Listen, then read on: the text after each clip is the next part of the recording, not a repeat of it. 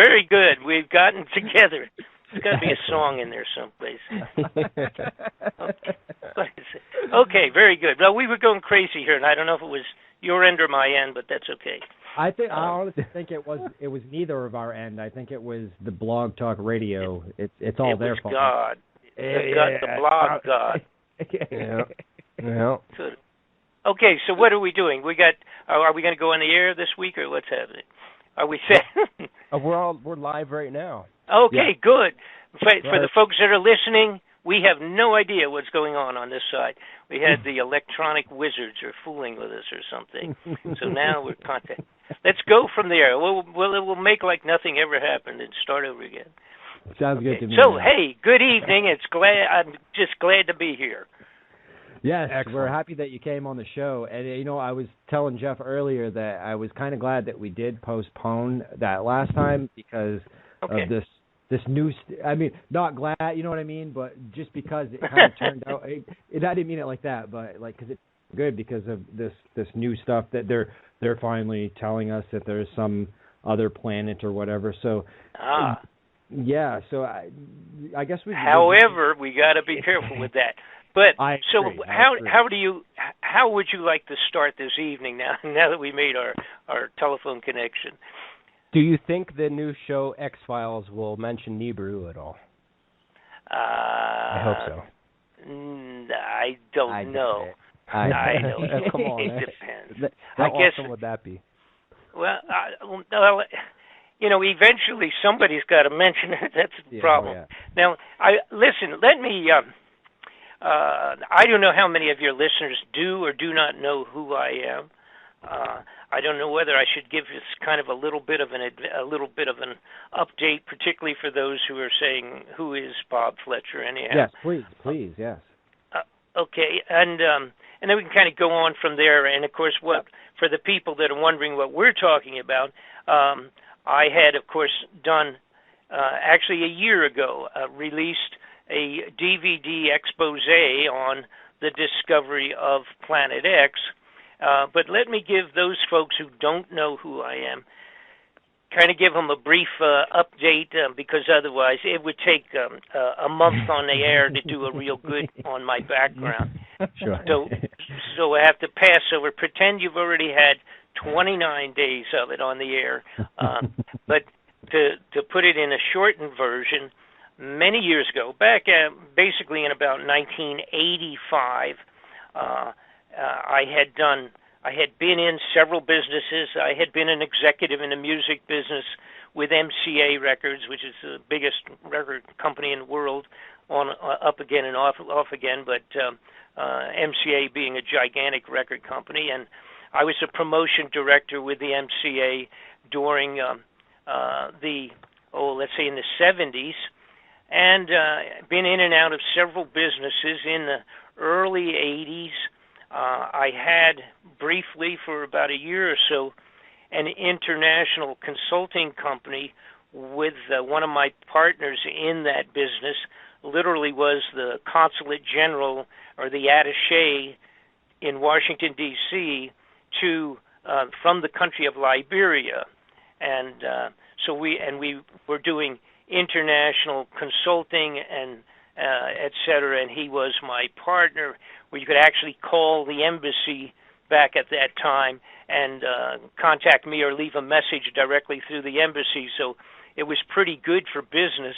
There's nothing better than having on your business card the alternate phone number to my office was the embassy in Washington, D.C., which most countries would not do that, but in this case, he had been there for like 15 years, so he didn't care. There was nobody.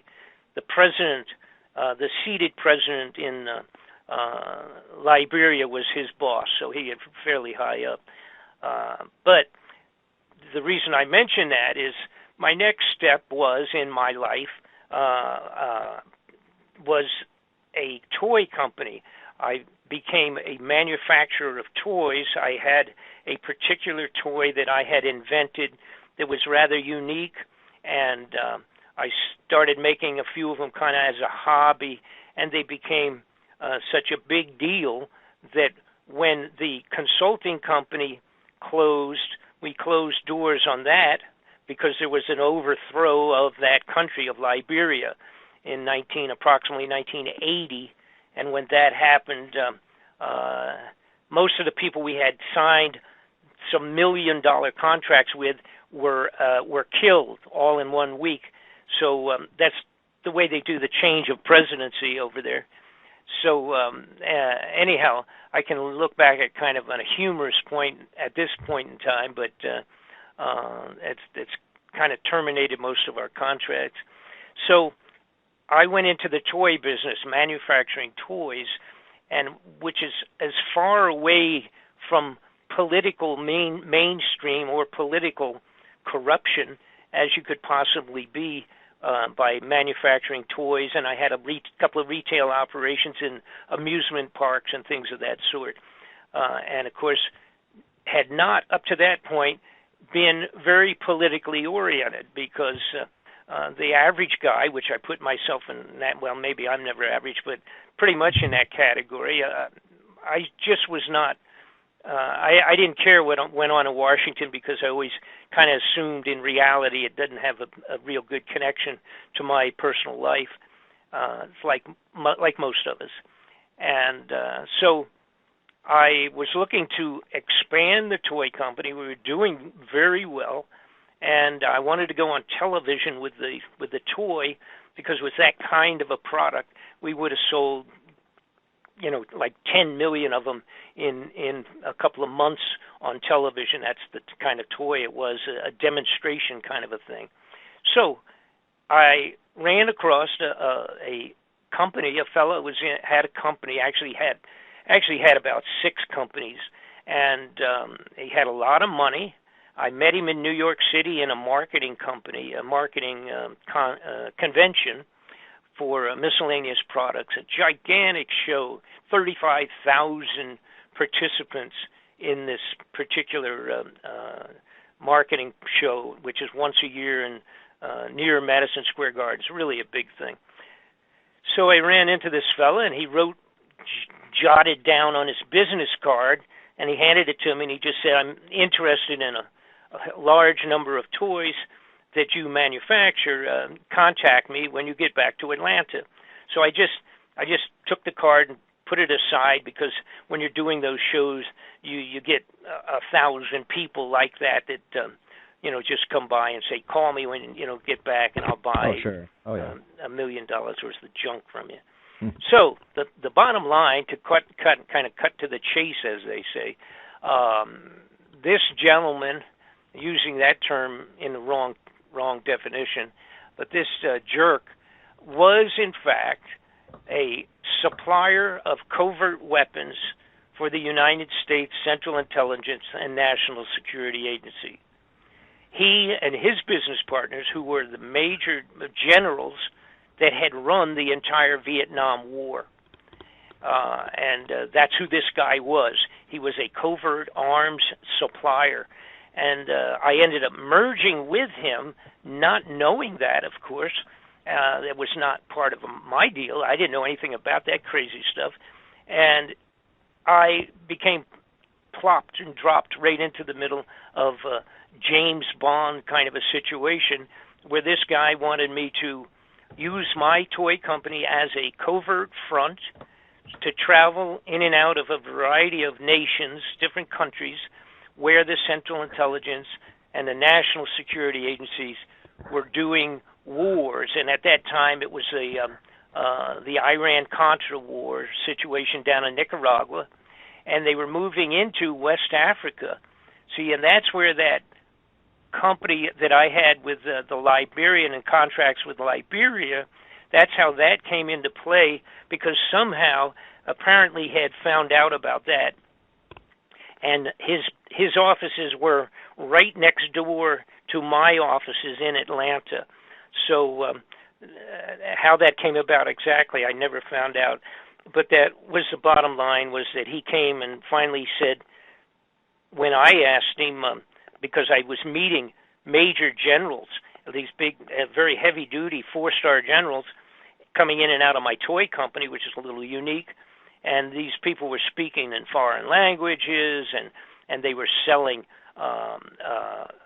supplying the Hellfire missiles out of my toy factory in Atlanta, Georgia. Now, I don't mean that we never physically had missiles on the floor in the toy company, but nonetheless, the operations, the meetings, and the sales, and all of that, the agreements and contracts were all going through the company right there.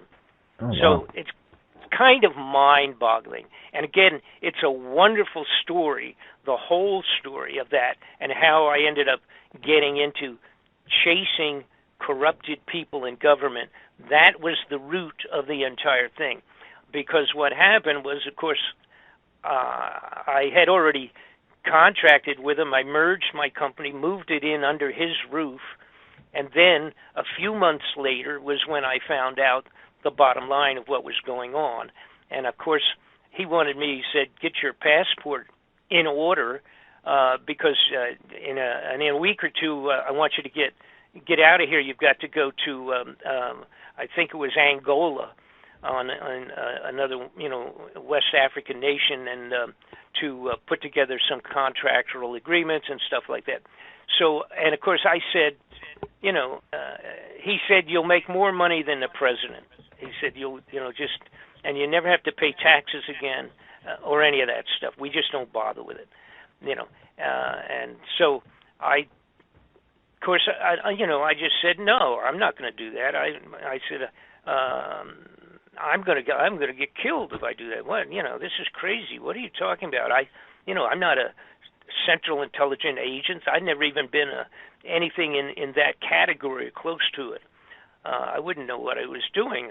I guess I could do it. It's just functioning as an informational courier between the United States government, these guys, and by the way, these people were.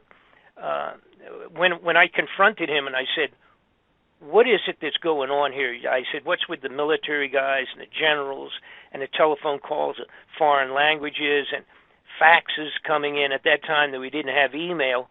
It was just a fax machine. We had coded messages coming in about the delivery of potatoes and things of that sort, which were actually weapons and not potatoes, but I didn't know anything about that kind of stuff.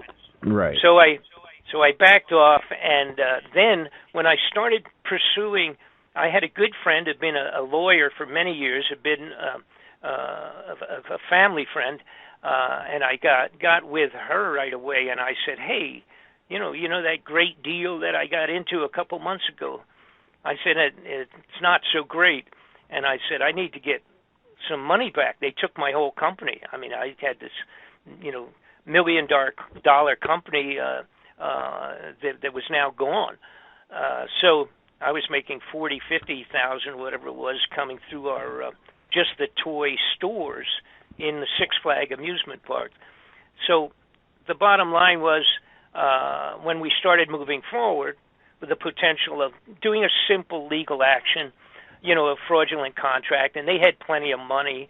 They should have just paid me my money back and been done with it.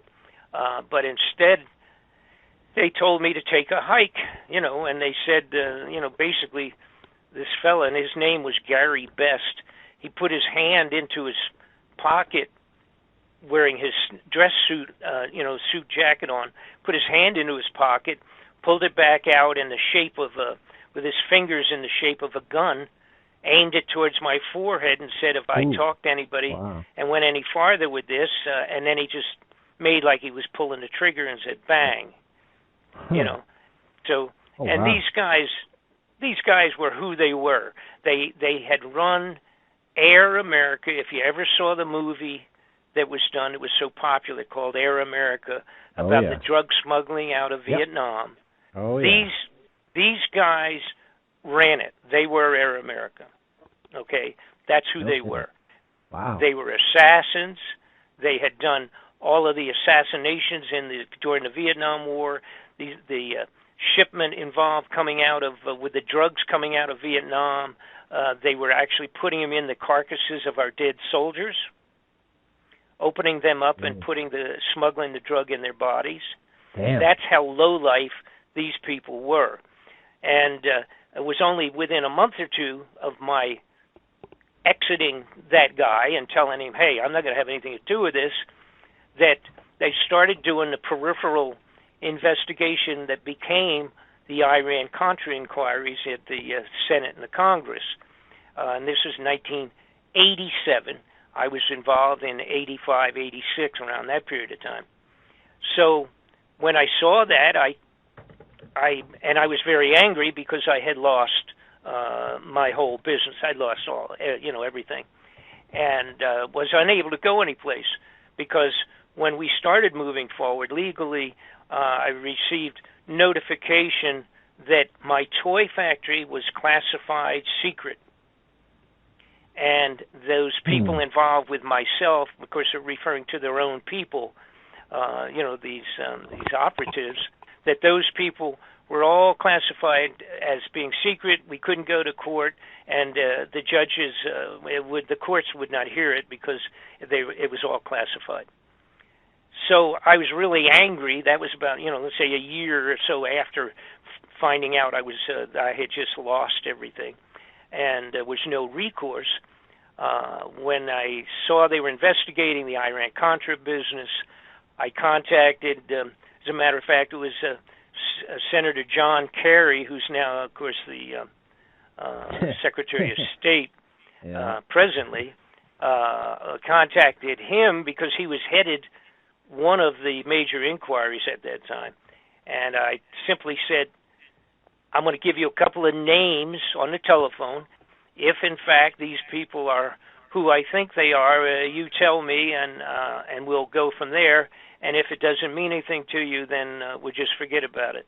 And I, of course, told him the people that were involved, and he said, you're right in the middle of it. Can you come to Washington? So I did, went on up to Washington with my lawyer friend, and that started it. 1987, it started myself. I became an interviewed witness in the Iran-Contra inquiries. And when that happened, from that point forward, I had senators and congressmen all over me because they were doing, everybody had an investigation they wanted to do. An awful lot of it was connections of drug operations directly into the White House and drug operations into national security and the CIA and all of that. So all of those guys, they have their own little agenda to pursue who they would like to. And so they were coming to me saying, Mr. Fletcher, do you know anything about this thing over here? Or did this fellow's name ever come up over here, involved with this over here? And next thing I realized, I was in the middle of chasing corrupted people in government, and now it's been 30 years. So now and ended up being it's just so many, and it was a wonderful experience, mind-boggling. I mean, it's stressful, obviously, because what I discovered is that the corruption in our government, from the president down, including senators and congressmen and everyone else, for the most part, almost all of them are corrupted in one manner or another. And it's either a mild kind of a thing, a small level, or it's really pretty serious. And so in the last 30 years, I've been directly involved with probably 7 or 8 major investigations at the congressional and Senate level. And one of the biggest ones that never quite got off the ground was investigations that I was doing for and with Congressman Sonny Bono. And 15 days before that inquiry was going to actually open up on the floor of the United States Congress with Sonny, they murdered him. He was murdered on the ski slopes. Yep. They told everybody he ran into a tree. Yep. And everybody got a nice little giggle about how stupid he was to run into a tree. And he was dead, and that was the end of it. And we never got to get that off the ground. That would have impeached president and vice president at that time. It would have put people in prison. It was an amazingly heavy-duty inquiry connecting drug smuggling and murder and assassinations right up into the highest level of our security in the United States government, period. Wow. I had received I had supplied them with enough information myself personally, documentation, and even recorded statements of drug operatives and all of that. I had supplied all that to Sonny over a period of about 8-9 months. And in December of, try to get the right date, but I think it was, let's see, what would it have been? 90, okay, so it would have been 97, December of 97, most of the year of 97, I was doing that, supplying that information to Sonny, and in December, about the 10th of December, they called me. I was living in Los Angeles at the time. They called and they said the committee it's all done. It's ready. We're going to have subpoena powers to carry out this investigation and on the floor of the Congress. Can you plan in January to get into Washington? And we actually going to have subpoena powers. Now, that's very unusual. They don't usually have subpoena powers with congressional and senatorial inquiries because an awful lot of people would be in prison if they did that. Oh, yeah. Because the reality is the Senate and the Congress in their inquiries are completely fraudulent. You could say 99% of it. Completely bogus, fraudulent junk. They do it to feed the public the concept or the idea that they're trying to do something and make things better and arrest people, and it never happens. It's all junk, including every major inquiry that I've ever seen in the last 30 years.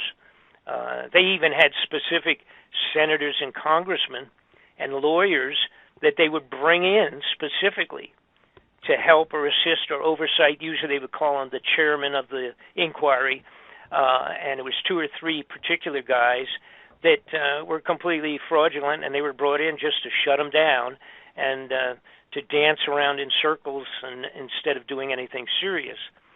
So December, middle of the month of December, they called. I said yes, and I was elated. I was so glad we were going to knock some people's brains out with a serious investigation. Sonny was completely livid as to the amount of corruption that he had seen once he became a congressman. He couldn't believe it. Couldn't even sleep at night. It made him crazy. For people that don't remember, during the inquiry for the Waco church that burned back, it was burned down by the government. Yep.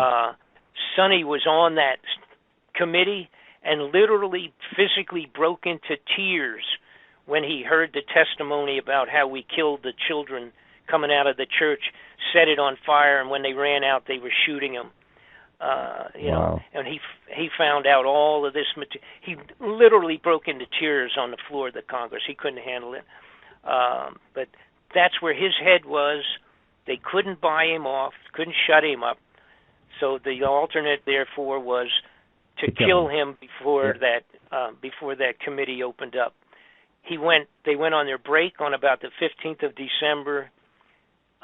10 days after the telephone call to myself in Los Angeles, Sonny was murdered, pistol whipped to death on the top of the wow.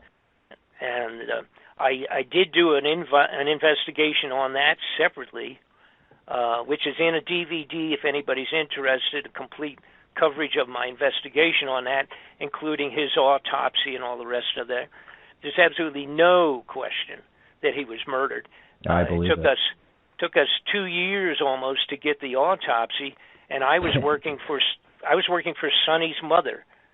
Actually working for Sonny's mother and her attorney in Los Angeles, and she couldn't get it. You know, that's how corrupted this thing was. And so we did finally get it. It didn't, you know, and then, of course, I was unable to go any place. I wanted to have it reopened, but I got, and there's a lot of reasons why. Primarily, is the people that had the best information. All of them benefited from his death in terms of financial or something. So, end of story. So now it brings us up to where we are a couple of years ago. Again, I have about 10 DVD reports that are available to the general public, and they can get them if they're interested at my website, BobFletcherInvestigations.com. They're all investigations that I was directly involved with. They're not reporter. I'm not a reporter doing things of other people's miscellaneous hand-me-down stories. They're all my own personal experiences, and they're all pretty good. It's includes material and documentation that other people never had. I had in my possession back in the 80s, I was able to secure Oliver North's all of the notebooks and all of the transcriptions, not only out of his computer, but out of his front vest pocket. I had his own notebooks, actually, where this Oliver North, by the way, for the younger folks, he was the primary character in the middle of the Iran-Contra arms deal and the drug operations in and out, swapping drugs for weapons with the CIA and with those characters that were in my toy factory. They literally used to fly planes, U.S. military planes, loaded with illegal arms and deliver them to the Contras, the revolutionaries, and then swap out $10 million worth of cocaine loaded on the airplanes, fly them back, and offload them at our Air Force bases. So that's how directly involved everybody, which included Bush and Reagan. Reagan, I don't know if he knew. I don't know whether Reagan knew a lot of. I don't know. I'm not sure, but he was the kind of guy that of course, Reagan and Bush was his vice president. Sure. And then he became president and continued, and then his son became president, and he continued it. They used their oil rigs for delivery points for the narcotics and all of that. Yeah, I've heard that. But I literally had all of the documents that were sufficient unto themselves to impeach the whole bunch of them, put them in prison. And unknown to most people, Oliver North, who stood so proudly with his hand raised and then lied to the Senate and the Congress during the investigations, and then later admitted that he did, I had his personal handwritten notes that said, supply an airplane to pick up 1,500 kilos of MASH in his own handwriting out of his vest pocket. I have all of his computer material that the letters and internal communications to the president, the vice president, and everybody else relative to the arms and to the drugs, etc. I supplied that to the Senate or to the United States Congress at the time of the inquiry. I had chief legal counsel of the House Foreign Affairs Committee when I sat in front of him and hand-delivered 155 pages of this stuff. I thought he was going to fall off his chair because they had never even seen it. These were the guys that literally ran the inquiry in Washington and had never even seen what the toy manufacturer delivered to them in their face back in the 80s. So 2 years ago or something, somebody came to me and said, Bob, there's a huge amount of money vanishing out of all sorts of budgets, big money. And if you could kind of look into it, can you look into this, try to figure out what's going on with this? And this had happened many times over the last 30 years now, where people would come or somebody would call or come by the office or whatever and drop off a little envelope with some information, and he would say, hey, we're going to look into this. Do you have anything that connects to this thing? being involved with it for so many years. And so I said, well, sure, I'll look into it. I'm kind of I'm getting old at this point in time. Now I'm 75, and so at this time I'm kind of been away from it. An awful lot of the people that were some of my best insiders are dead now, and half of them natural deaths, and the other half expedited Central Intelligence operations to terminate them.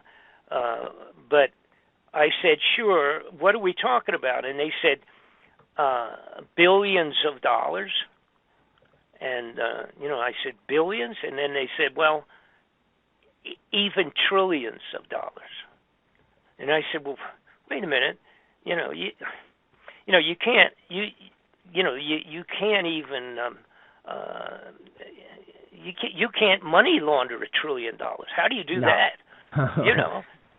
I mean, I was used to, and some of those people that I'm talking about, we're used to chasing down something where some congressman's doing got advanced stock information and rip something, or maybe it's $1 million because they wanted a new house in Tahiti or something. And so that was a typical thing that we're used to looking into. But I said, wow, what are we talking about? So I got the necessary basic information to start looking into it. And this is like 2.5 years ago now. And one thing led to another. And the bottom line, I found out to my surprise and literally shocked to find out that there were $1 trillion at a time vanishing from the budgets, and you have to get a handle on this. We have a handful of budgets. You had the legitimate budgeting for government operations, which are supposedly agreed upon by the Congress and the Senate. They never read that stuff.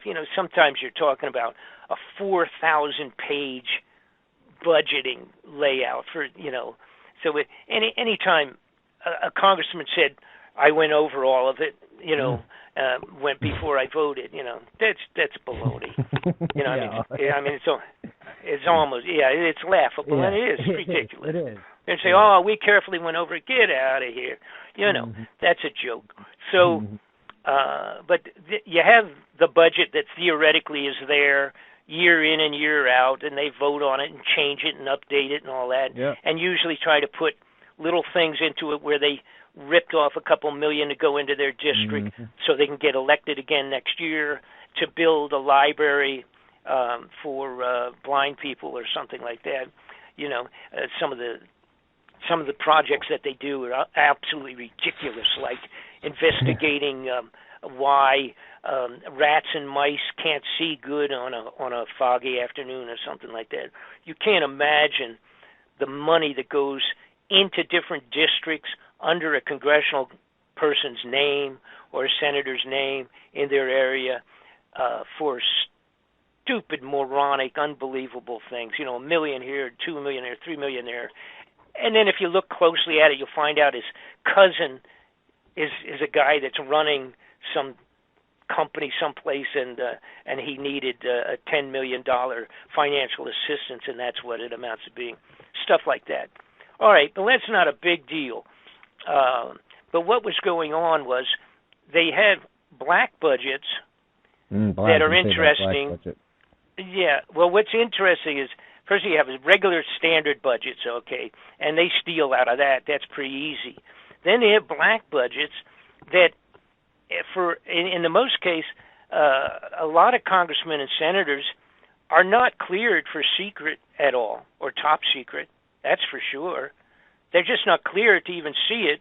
So they don't even know what they're saying okay to. And they have these carte blanche things like $2 billion for a particular aircraft development program, and they don't even know what it is, but they sign off because otherwise, they're going to make somebody angry, so they don't do it. They'll just go ahead and sign off on these. And we have to remember, too, that what I just said. That is that the senators and congressmen, very few of them are at the top secret cleared level. Period. End of story. So that they don't know, an awful lot of them do not even know what I know. And that's only because I had people for so many years that would tell me, they not supposed to, but they did, and told me about things. And so I actually knew more and had more information than many of the senators and congressmen. Then they have budgets that are not just secret, but then they have the top secret, and then they have above top secret, and so you have this giant amount of money that nobody knows anything about going someplace, and that's on a regular basis. So what I found out when they're building something. Yeah, well, yeah. So when I got into looking into it, and which became this center of the investigation that I just completed a year ago, finalized it, and released a DVD, made it available to the general public, and it is that in 1983, some point in time there, when Ronald Reagan was president and George Bush was actually president but was pretending he was vice president, he and his administration, they came in and they said, we got some really bad news.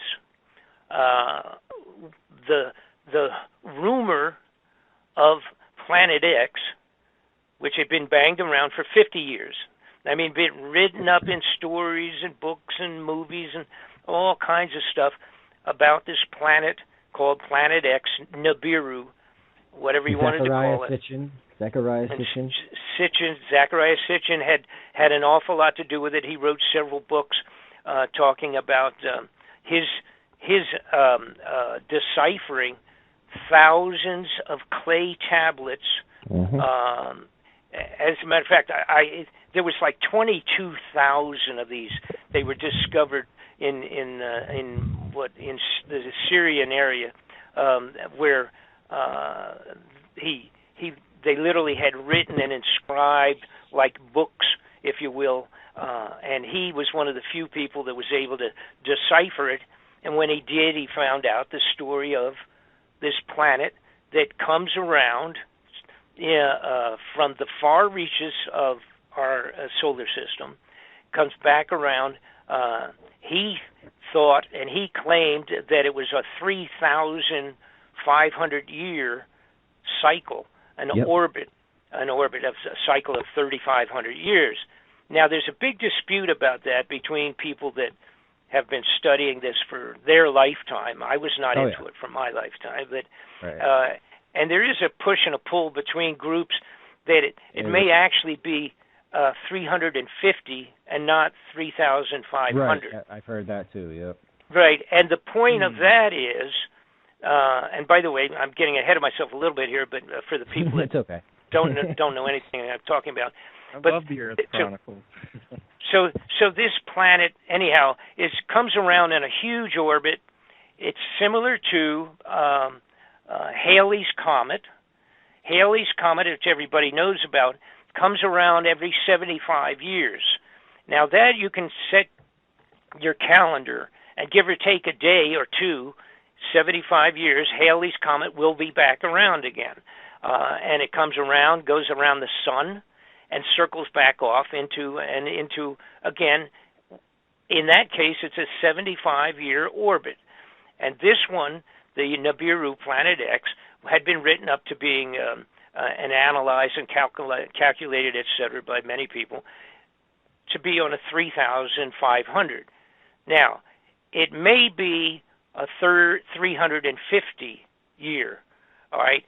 And if it was a 350 year, that meant physically that it would have actually passed around the sun and back out 10 times during a 3,500 year period. So, and since 350 years ago, right now, we still, we don't have real good records. There were no films or news reporters well, that's maybe a good thing. But either one of them could be right, is what I'm saying. And the idea was that a 3,500 year, it's just a matter of adding a zero during translations. So if you're doing translation with information from antiquity of ancient history, going back to the time of the Bible, even the point is that they did not use zeros. The manner by writing it down would have been something like tenfold less 60 or something of that sort. They weren't using zeros in their regular writing down of numbers. So this very easily can be an error of whether it's 3,000 or it's 300. So that's so you understand where that came from. They call that a shar, right? Every 3,600 or 3,500 years is a shar. But here's the point. It could have been coming every 350, and we don't have any better reason to know that that's negative or positive. All right, so we don't know which one's right. From the 12th planet, it's 3,500, and I liked how Zacharias Dishon, he said that life on another planet would be timed to that planet. So the life that was living there, 3,500 years for us would be 1 year to them. Mm-hmm. Well, see, and that's a different thing too. I mean, so that's another whole separate thing. But it can actually simply be the fact that during the period of time that he was writing about, the zero was not a simple circular figure on numbers, and that it wasn't brought in, I don't think, until the time of the Roman Empire or something in that period of time. You see, when they started using zeros, and so the mistake is very easy. So we'll move past that. The bottom line for us, let me get back to Reagan Bush.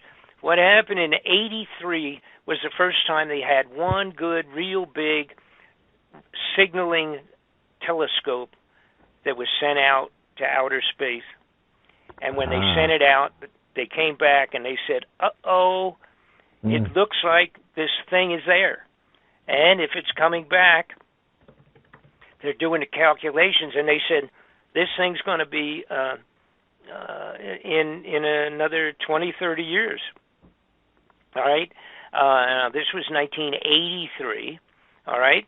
So anyhow, they did the calculations, et cetera, and they said, we are in serious jeopardy, because if this is going to do what all the old studies, including the Bible and a multitude of scriptural writings, including the ancient Chinese and the ancient Tibetans, the monks on the hills in the top of Tibet, and all these cave writings on the walls and all the rest of the stuff that people have studied for so many years, and a couple of people have done the great job, like Mr. Gil Broussard had done a tremendous amount of studies on this, and even went to China, was living in China for a while, studying the Chinese writings out of the libraries and things of that sort, where they actually, 1,000 years ago or sometime, it was written down, in black and white, the entire travels of this thing coming into the sky and flying across, and they called it a flaming red dragon that passed this over the nation of China and all that. So they had all these writings, and it's in the Bible like crazy, and it's called the wormwood, and et cetera. It's in the biblical revelations, describes exactly the events that were described when this came around back in biblical times. So, it's not, it used to be joked about because nobody could see it. And then, of course, the realization is that it's an infrared planet. It's something that you can't see. It doesn't put out its own light, so we won't see it until it gets coming in close enough to pick up our own sunlight. Once it does, then you will see it. But what I discovered from doing, again, my investigations, and I was, the idea, and again, I was looking for the money. Remember that, okay? I was looking for, where does the big money go? What was it that all of a sudden in the 80s changed all kinds of budgets? It changed what we were doing with our outer space NASA projects. It changed. They started talking about doing that Star Wars. Remember the Star Wars thing with Reagan, and it was going to set up this ability to put satellites out all over, and they could pick up the launching of missiles coming towards us, and we'd be able to find them and shoot them down real quick and all that, and how great that would be. Except I found out that most of those telescopic things they put out, they were aimed out to outer space. They weren't being aimed at Russia and China. I mean, they had some of them, of course, but the reality were that they were snooping and watching things going in outer space. Then I found out that the Vatican came a few years back and cut a deal with the government here, and in Arizona they built a huge infrared telescope, and that's in Arizona. And by the way, it's called Lucifer. I don't know. That's kind of strange for the Pope. Yeah. The Pope named it Lucifer. I thought that was a little weird, but he did. So I started looking, and I asked around a few directions with people that had contacts and also had some extraordinary brain cells. And, I said, what is it that happened in that period of time that made all these things change? They started doing crazy stuff. They built this giant underground facility underneath the Denver airport. They had that project there, and they started building this. They got 5 times as much underground than they have on the top of the airport up there.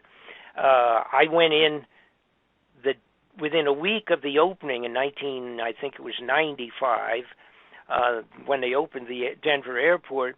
I snuck in and went underground, and that is one heck of a giant facility underground. I've heard. Okay, and they talked about it, but I've been there, done that, and I've seen it. No kidding. Wow. That's the end of that dispute. But and I had also received during the 90s that I had just kind of put, let's say, on the back shelf, but I had seen films, videos, and photographs, stills, and what have you. I was, again, just a little bit before we had the real good digital stuff, and they had truck drivers that had gone underground at one facility and driven 800 miles and came up at another location underground. I didn't know whether to quite believe that or not back then, and I was doing other things at that time. Like I say, I actually was doing things like for Sonny during that kind of time frame.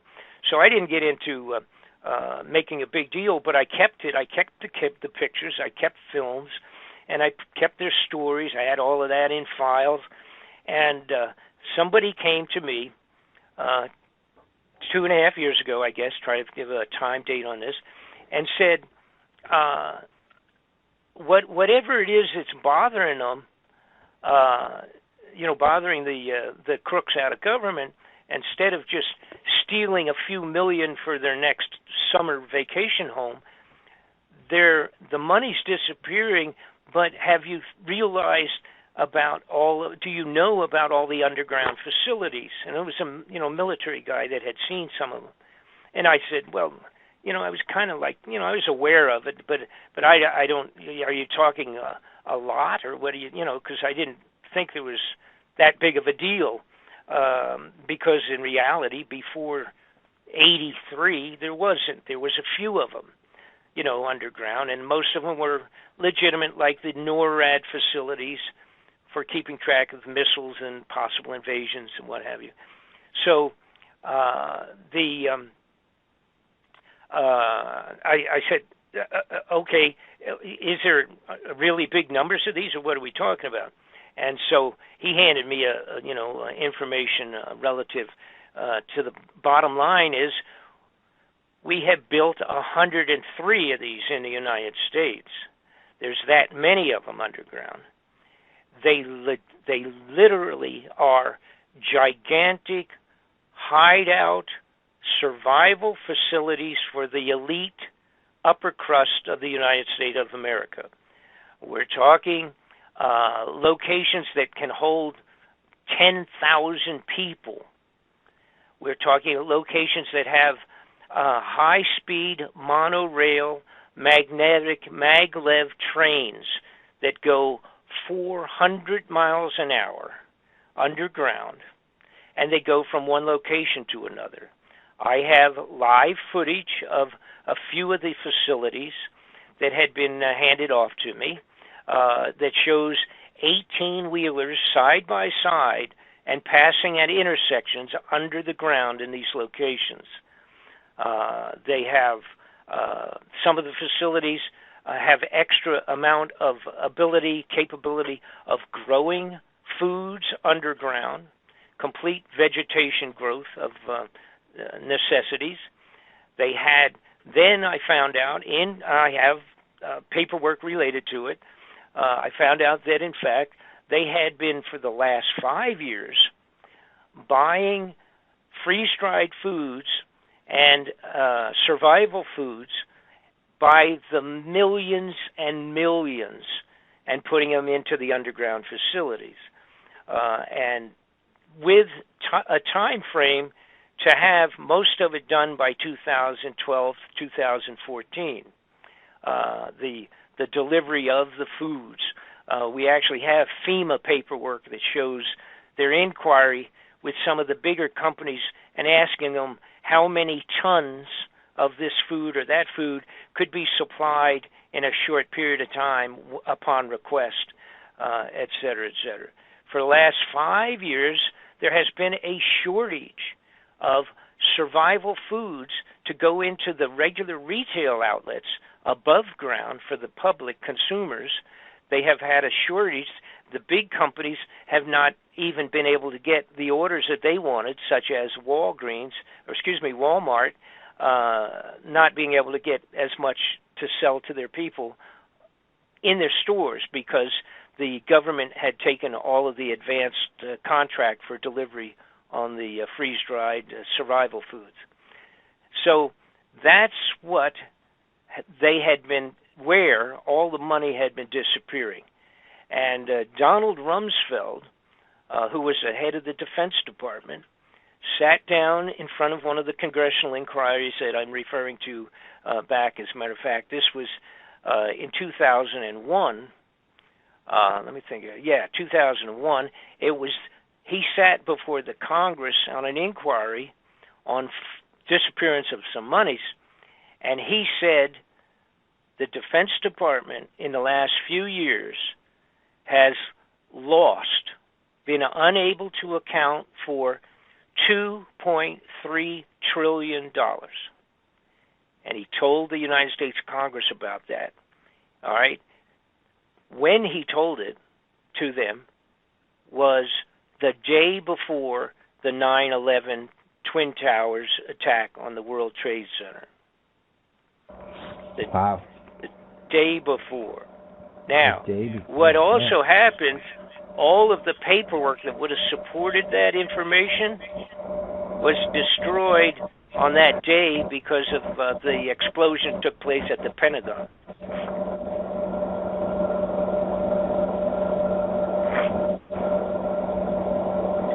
You still have me? I'm picking up Mars. Is that your fan, Jeff? Anyway. Okay. Anyhow, so as long as we're still going. So the bottom line was, here's Donald Rumsfeld, the head of the Defense Department, admitting, of course, he's part of the program. He's a bad guy. He's a bandit, and that's the end of the story. Absolutely. I mean, I can go into stuff that people don't know about him and have your hair fall out. Now, so you had $2.3 trillion with a T, folks, disappeared. Then we had the lady that was in charge of overseeing the Federal Reserve. Theoretically, she's supposedly the auditor, so to speak, or part of that thing. There is no such thing as an audit of the Federal Reserve because the Senate and the Congress are not permitted to look or even ask for it. So when some senators and congressmen had requested to do an audit to find out from the Federal Reserve if, in fact, there is any gold still in Fort Knox, he was told by the Federal Reserve to go away and stop bothering them because they are not part of the U.S. government. It's an the Federal Reserve is a gathering of banks, an association of banks with a couple of people at the head, and the Congress and the Senate are not legally allowed to require an audit of the Federal Reserve ever. Okay? And that's legitimate. That's the way they set it up.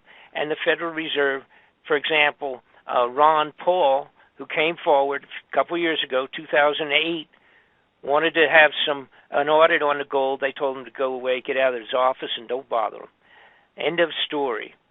So the Senate and the Congress cannot get an audit of the Federal Reserve. All of the gold formerly in Fort Knox is now gone. The bulk of it probably, and I can't give a good percentage, but it's either like half of it has been put into creating these hideout underground facilities, and the other half is still in bullion cubes hidden away in one or two of the underground facilities. The gold is gone. When Germany and a couple of other countries in 2008 came forward because they needed their gold. See, many foreign nations, almost every one. I remember that, yeah. Right. And what happens, every major foreign nation has tons of gold in Fort Knox on reserve, held for security in our Fort Knox, considered to be the safest compared to having it in Berlin someplace where they might have, not as secure. All right. So, an example, Germany has 1,500 tons of gold. Oh, shit. That's right. 1,500 tons of gold in the federal Fort Knox system. When they asked for it, they were told to come back in 6 years. Yeah. Now, what they ended up doing, because it started making a lot of ripples in the water, all right, what they ended up doing, they did give them, I guess, a couple of tons of it or something, but they didn't get all of it. And they didn't get a good, accurate audit. Nobody gets an audit. They just say, go away. And literally, it's a mind-boggling because nobody ever realized or paid attention to it. Ron Paul didn't, and Ron Paul didn't know. He went in there, and he said, the Senate and the Congress has to have an audit. They said, get out of here. Get out of here. They said, look at the way the mandate is written up. When we created the Federal Reserve, look at the paperwork. And he did. Right, Yeah. And they were right. So end of story. So what do we have? We have trillions and billions over the last 20 years been slithering out the back door someplace. There's so much, it's mind-boggling. Something like in the Federal Reserve, by the way, who spins money off to foreign banks and gold off to foreign banks to kind of stabilize the world money situation. That is part of what they do. Of course, whether it's done legally or not, we have no idea because they don't do an audit. Okay, but the bottom line was this lady who I started to mention a few minutes ago was at the auditing position, so to speak. She came forward to the Senate and the Congress and answering questions, and one of the congressmen said, "We understand that there's $9 trillion that you don't know where it is. Is that true? Right. And she sat and I had this on film. She literally sat there and kind of said, "Well, we're just not sure exactly where it went. That is a right figure. It was like 9.2 or something trillion. She says it's going to foreign banks, but I couldn't tell you right now which banks have it. Okay, so there's another 9 trillion. All right, so just in not counting the gold, for crying out loud. And by the way, if you do the mathematics at $1,400 an ounce, and the amount of tonnage in terms of the gold is the numbers of value is really obviously becomes so much. You run out of ink with the zeros. It's really a tremendous amount of money gone. So anyhow, I then started looking in a multitude of directions, and again, the bottom line was, what is it that would scare the heads of government? Oh, and by the way, I say heads of government because I found out Russia in 2010 or 9, around that period of time, put out an internal to a mandate to have 5,000 smaller underground facilities. Actually, you could almost call them bomb shelters, if you will, survival. Right? Same thing. But now, not as big as the ones I'm talking about here in the United States, where they got 18-wheelers and trains running around them. Okay, but they had a mandate to complete within 2013, January 2013, a couple years ago, to have 5,000 of these finished in Russia. Now, they do have some big ones, one of which, by the way, will hold 50,000 people underground in Russia in the mountain. All right. Yeah. That's bigger, probably. I think the biggest one we have is probably maybe pushing it to 20,000, but there's a couple of them that could handle 10,000 underground. But they have one that'll hold 50 to 60,000 people, and then several other smaller ones. The smaller ones literally are pretty much for not the elite. In other words, it's a secondary thing, maybe for the lucky upper crust, that to save some of the general public, but they're not really big, et cetera, et cetera. Now, so I reached a point where I'm saying, okay, and Europe also did the same thing. They've got many good-sized underground facilities. So the next question is, what's going on? Why was it that all the thieves up in the Congress and the Senate, and et cetera, in the military, upper crust, why did they all of a sudden stop lining their pockets directly and worry about underground? Why would they go underground? And so that's where we linked and put together the obvious, which was that the Nibiru, Planet X, is heading back. And that was, in fact, the reason for going underground.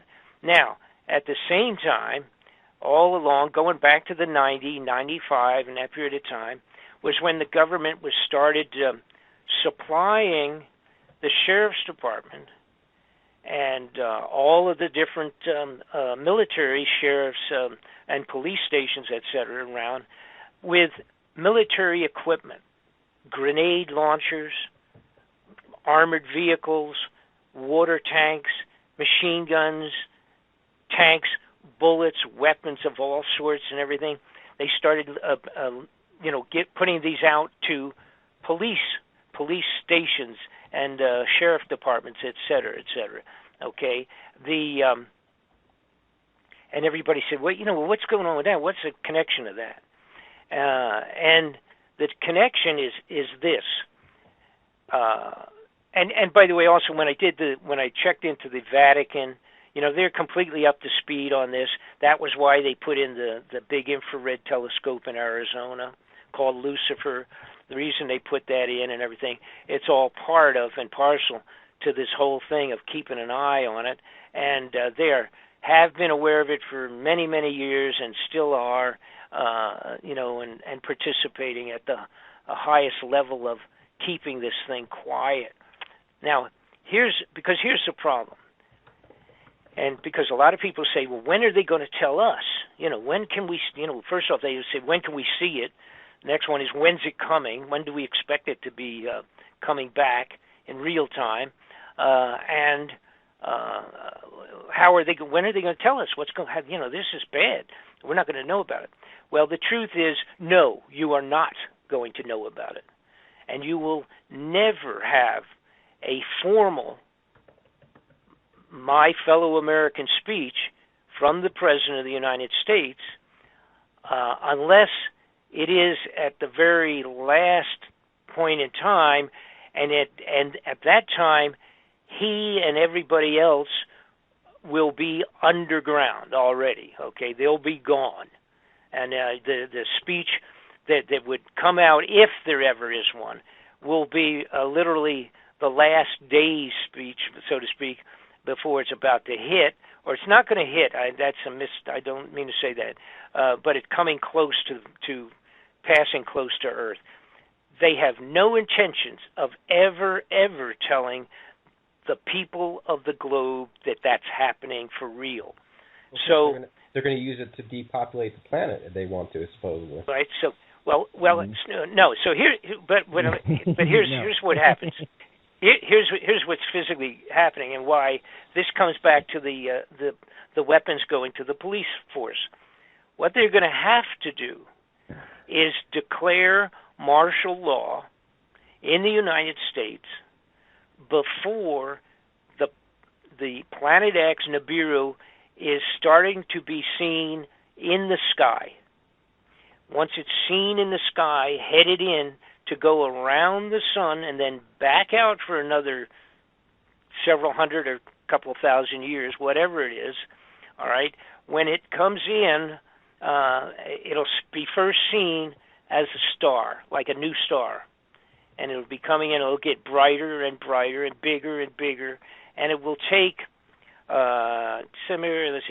about 3 to 4 months from the time it's seen in the sky for it to come around to its closest point, passing around the sun and then headed back out.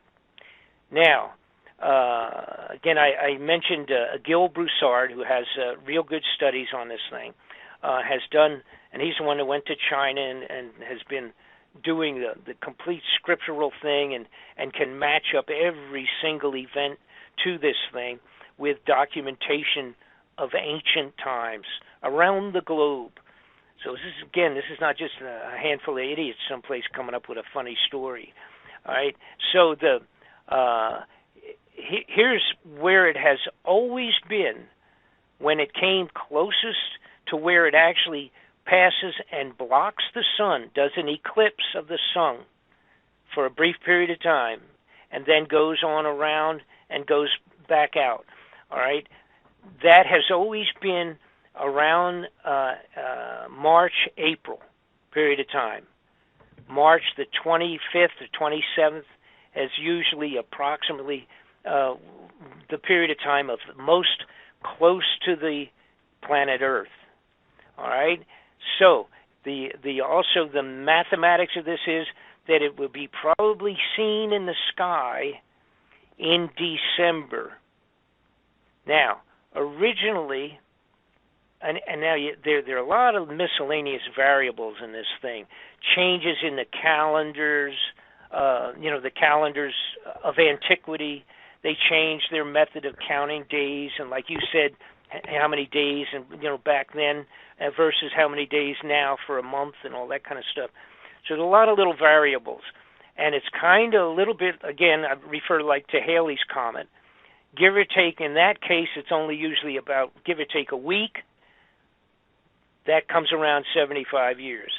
When you have one that has an orbit of an unknown, maybe like just say 350 to 3,000 years, the time of its return is always been, though, March and April, that period of time, the merger between March and April, and seen in December. I anticipated that we would see it this December, last month. All right? That did not happen. And I also noted that there was no martial law, although they're setting it up. They're setting that up really profusely.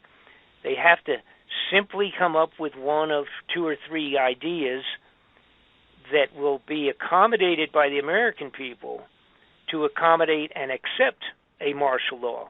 Right. All right, and I'll get to either an economic collapse or ISIS. Yeah, and I'll get to that in just a second. But the point in time, here's the point. There always has been a March, April kind of period of time on the previous two passes of this thing that have been found in the writings of biblical times and the writings of antiquities of Chinese, the Chinese monks, the monks in Tibet, and the Chinese people that actually were the astronomers for the Emperor of China. And they were very serious, and over there, if the astronomers did misinterpretations, the Emperor cut their heads off. So they weren't making up anything either. They were pretty serious going back 1,000 years or whatever. So here's my point. When people say, when is expected? All right, those people, even that differ with each other as to whether it's a 350 or a 3,500 time period, that doesn't make any difference. Politically, on the globe, the underground facilities are finished. They are still working on a lot of them, but most of them are finished. If they needed them next week, they could use them, all right? That's my point. They are filled with food. They are still putting food in and doing everything, final touch-ups on all of them. One of them, by the way, was the old NORAD facility that had been in the Granite Mountain for years. Unbelievable secured location. But that's an old one. And they went in, closed it down a while back, about a year and a half ago, did some changes to it, and they've now moved back into it. They're using it. However, NORAD, the normal old function of NORAD, is not being carried out anymore. It is another one of the underground facilities. The newer ones are astronomical. They're mind-boggling, like I said, with maglev trains, food growing ability, interfacing connections between one side of the nation to the other side in terms of underground roadways. And China also, I left them out. China has done the same thing. China started a few years ago, and they have thousands of miles of underground facilities. They built digging. We have a huge tunneling machines. And people say, how in the world do they dig into the Granite Mountain and finish this in a year? They have underground digging equipment that I also have. By the way, I have to say this.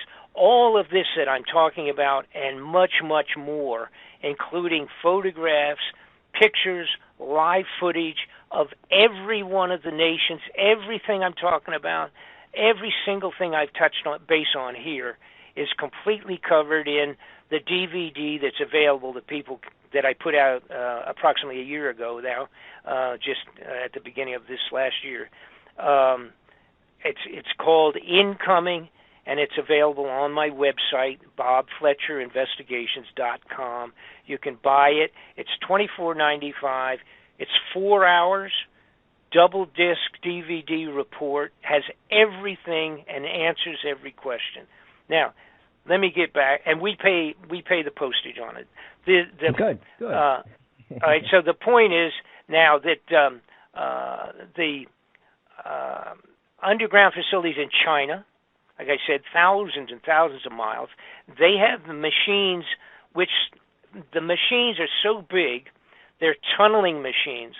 They go into the side of a mountain, and when they come back out with just a single one of these machines, you can drive an 18-wheeler into the mountain. Okay?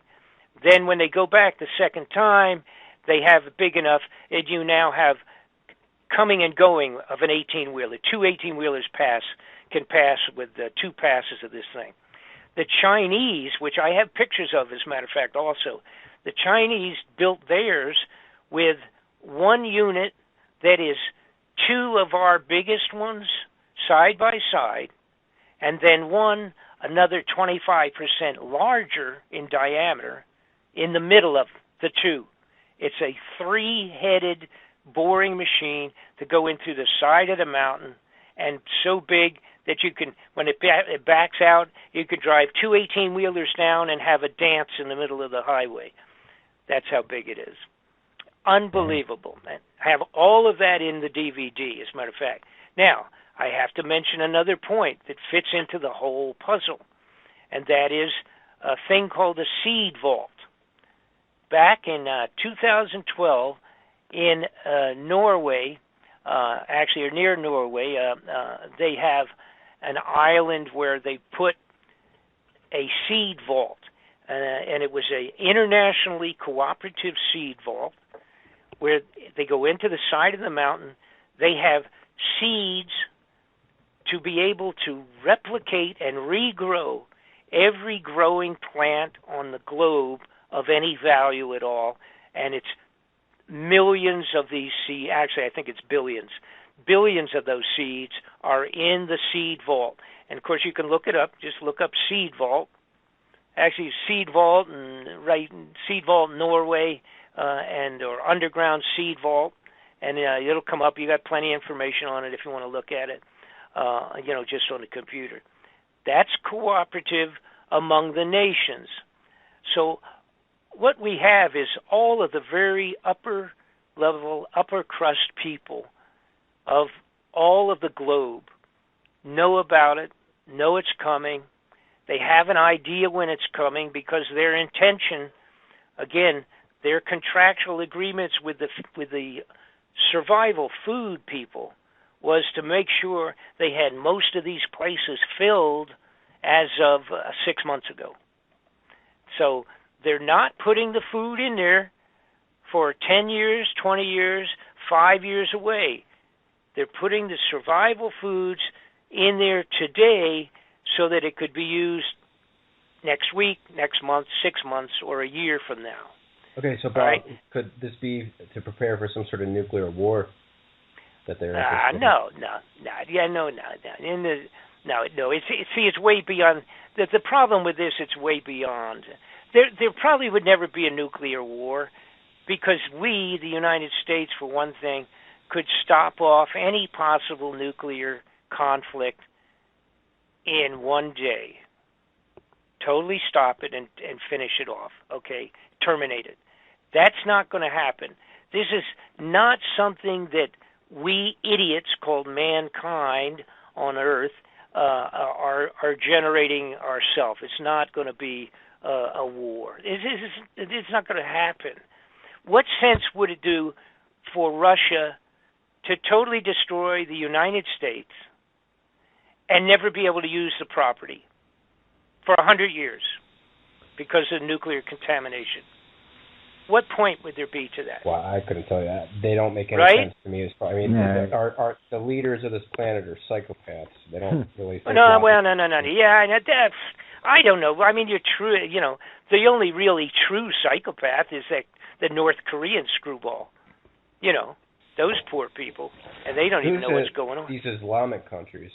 Yeah, well, Islamic, but here's the problem. I mean, no. Now, there are no Islamic countries.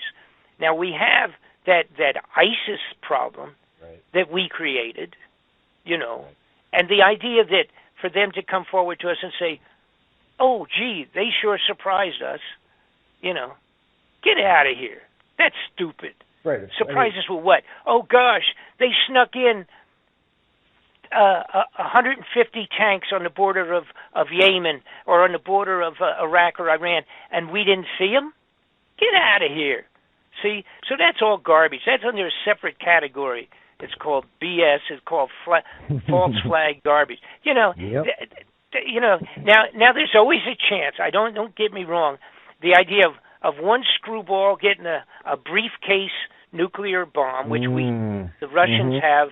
Russians have 100 of them that they've lost. Really? How's that make you feel? Now, it doesn't mean that they know how to set them, make them happen. The Russians admitted a couple of years ago they lost 100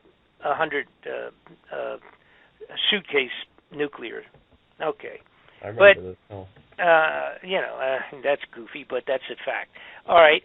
But the point is, it's not for that, and I will maybe briefly explain what I mean by us terminating a nuclear war before it happens. I'll maybe mention that in a minute or two, and explain that. But the point is, the entire globe is all of a sudden, again, being done by the highest levels of our military and the highest levels of the corrupted government and in all governments. And of course, their thing. By the way, I had a complete direction I was going a few minutes ago, and we got away from it. The weapons. Why are they putting all of those weapons for? Actually, it's almost 20 years they've been sliding this stuff into these police departments. And what they're doing is saying, hey, guys, we have some weapons available coming back from the desert. We have some armored cars, we have some machine guns, we have hand grenades, we have gas launchers, and we have all of these things, and gas masks and bulletproof vests and armored cars and all this stuff. And they're asking the local sheriff in Omaha, Nebraska, if he wants to have a couple. So at the police level, those guys love it. They love the idea of saying, oh, wow, yeah, that's what I need. And we go in and hit these drug dealers in downtown Detroit, and we'll have armored cars, and we'll have this, we'll have that. Yeah. Okay. Yeah. But, they're just excited like a kid in a candy store. Oh, I bet. And then they say, well, we can't really afford that stuff. We can't budget that. Okay. Oh, of course not. So Uncle Sam says, well, what we'll do is we'll give it to you like almost free, and we'll set up some, and we'll set up some kind of a pay-as-you-go deal. You don't have to pay for it right away. Give you 10 years to pay for it, and so get it to you for almost. We'll write it off down to almost nothing, and blah blah blah. We'll make sure it's working good before you get it, but we'll do all that. So anyhow, the bottom line is they have placed all of this extraordinary amount of military gear in the police department. Now here's the little coup de grace to it. They say, now listen, we're giving you all this equipment for almost nothing. We just want you to sign an agreement that, or verbally is good enough for us, that when we call for your assistance, like in a time of a national emergency, if we ever have martial law or something that we have to declare, we want you to come on board with the wonderful new Homeland Security, and be ready to answer and fully respond to the demands of Homeland Security. And they say, oh, yeah, sure, don't worry about that. That's great.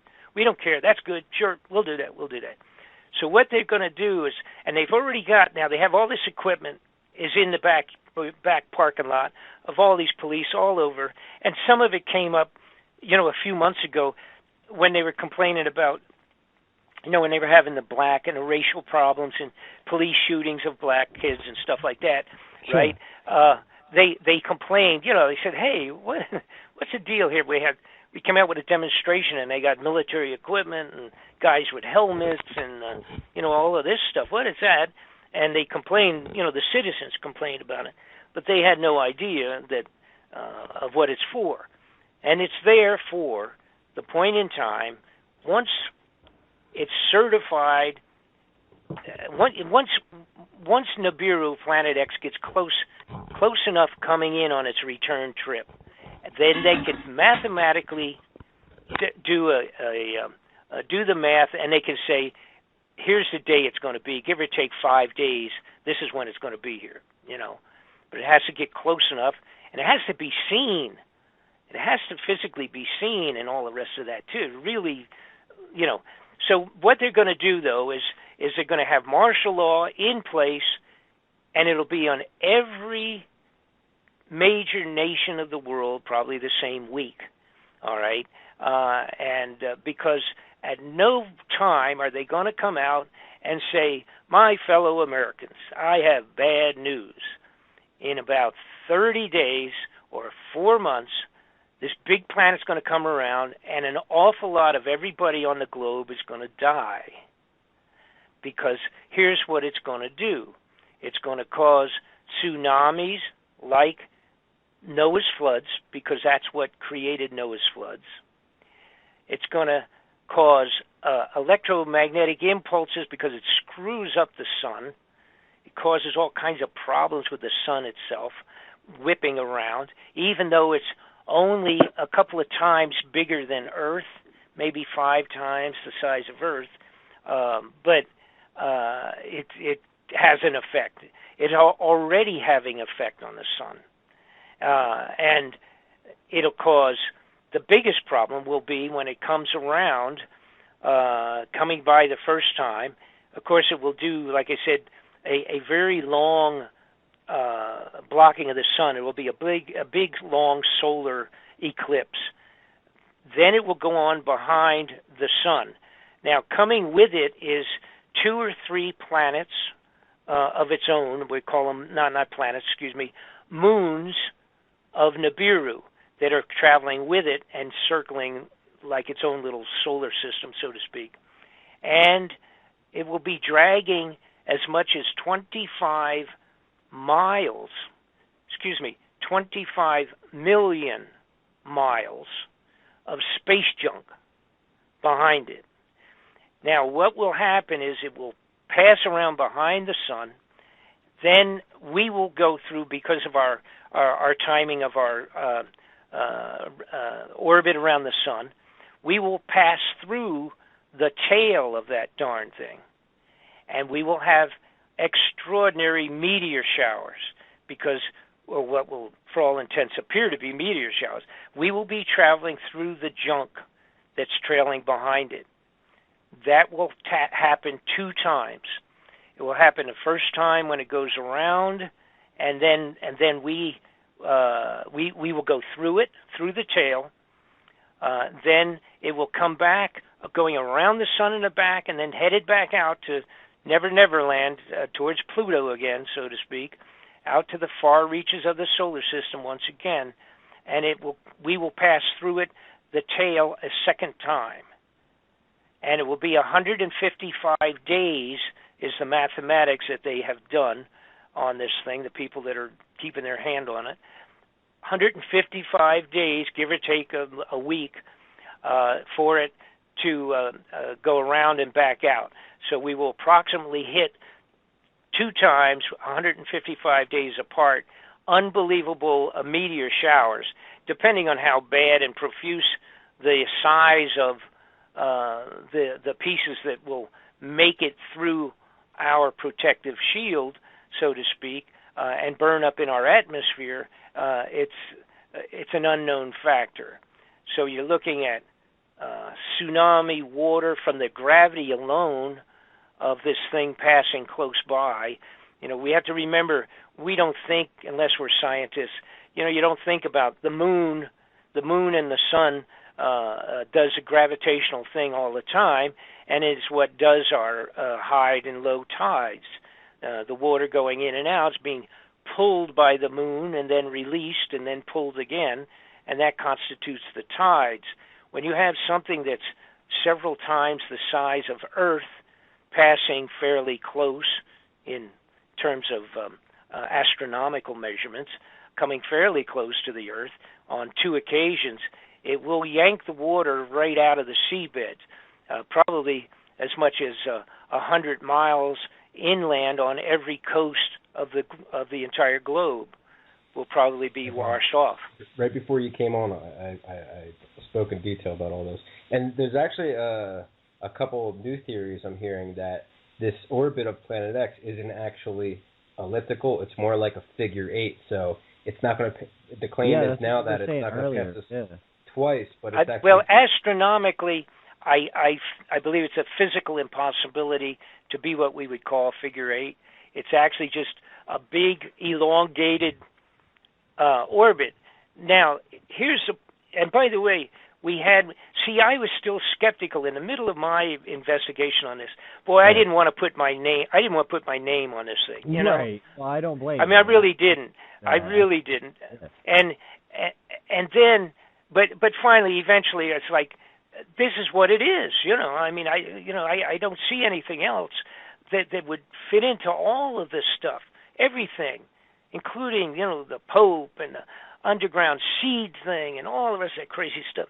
It's just way, way too many things. And the only thing it could be would be some extraordinary known galactic kind of a problem, something that's totally out of control of the average, of human beings.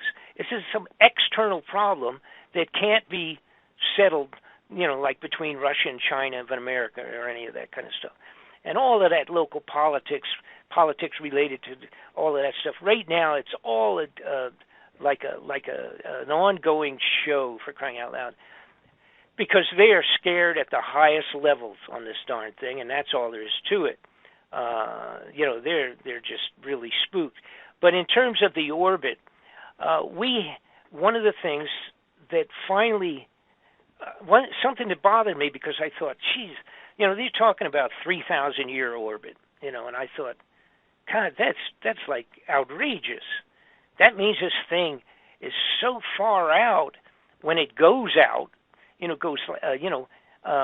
maybe whether it's 200 years going out and then 200 years coming back, or if it's 1,800 years going out and then 1,800 years coming back, that would be the 3,500. All right.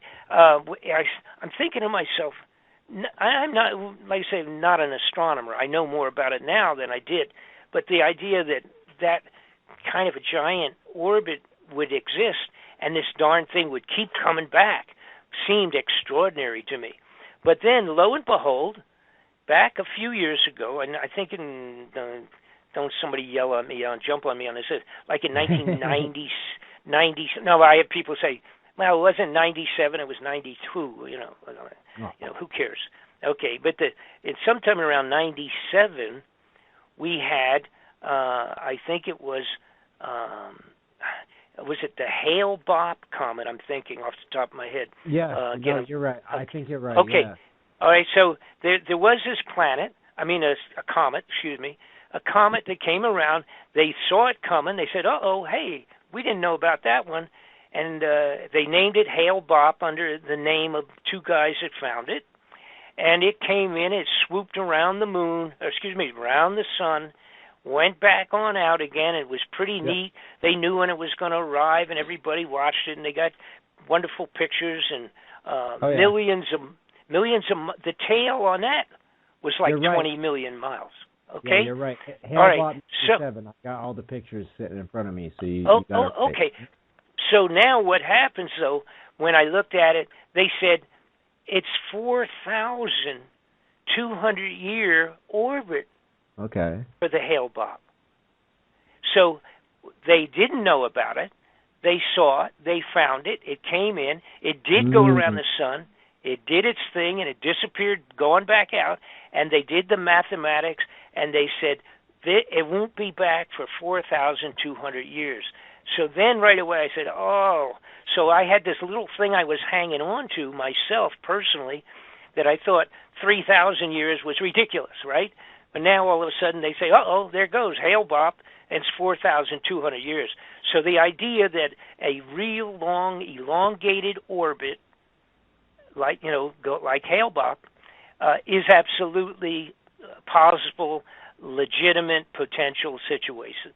So that threw one little thing I had left where I thought I could say, well, that's stupid, it can't last.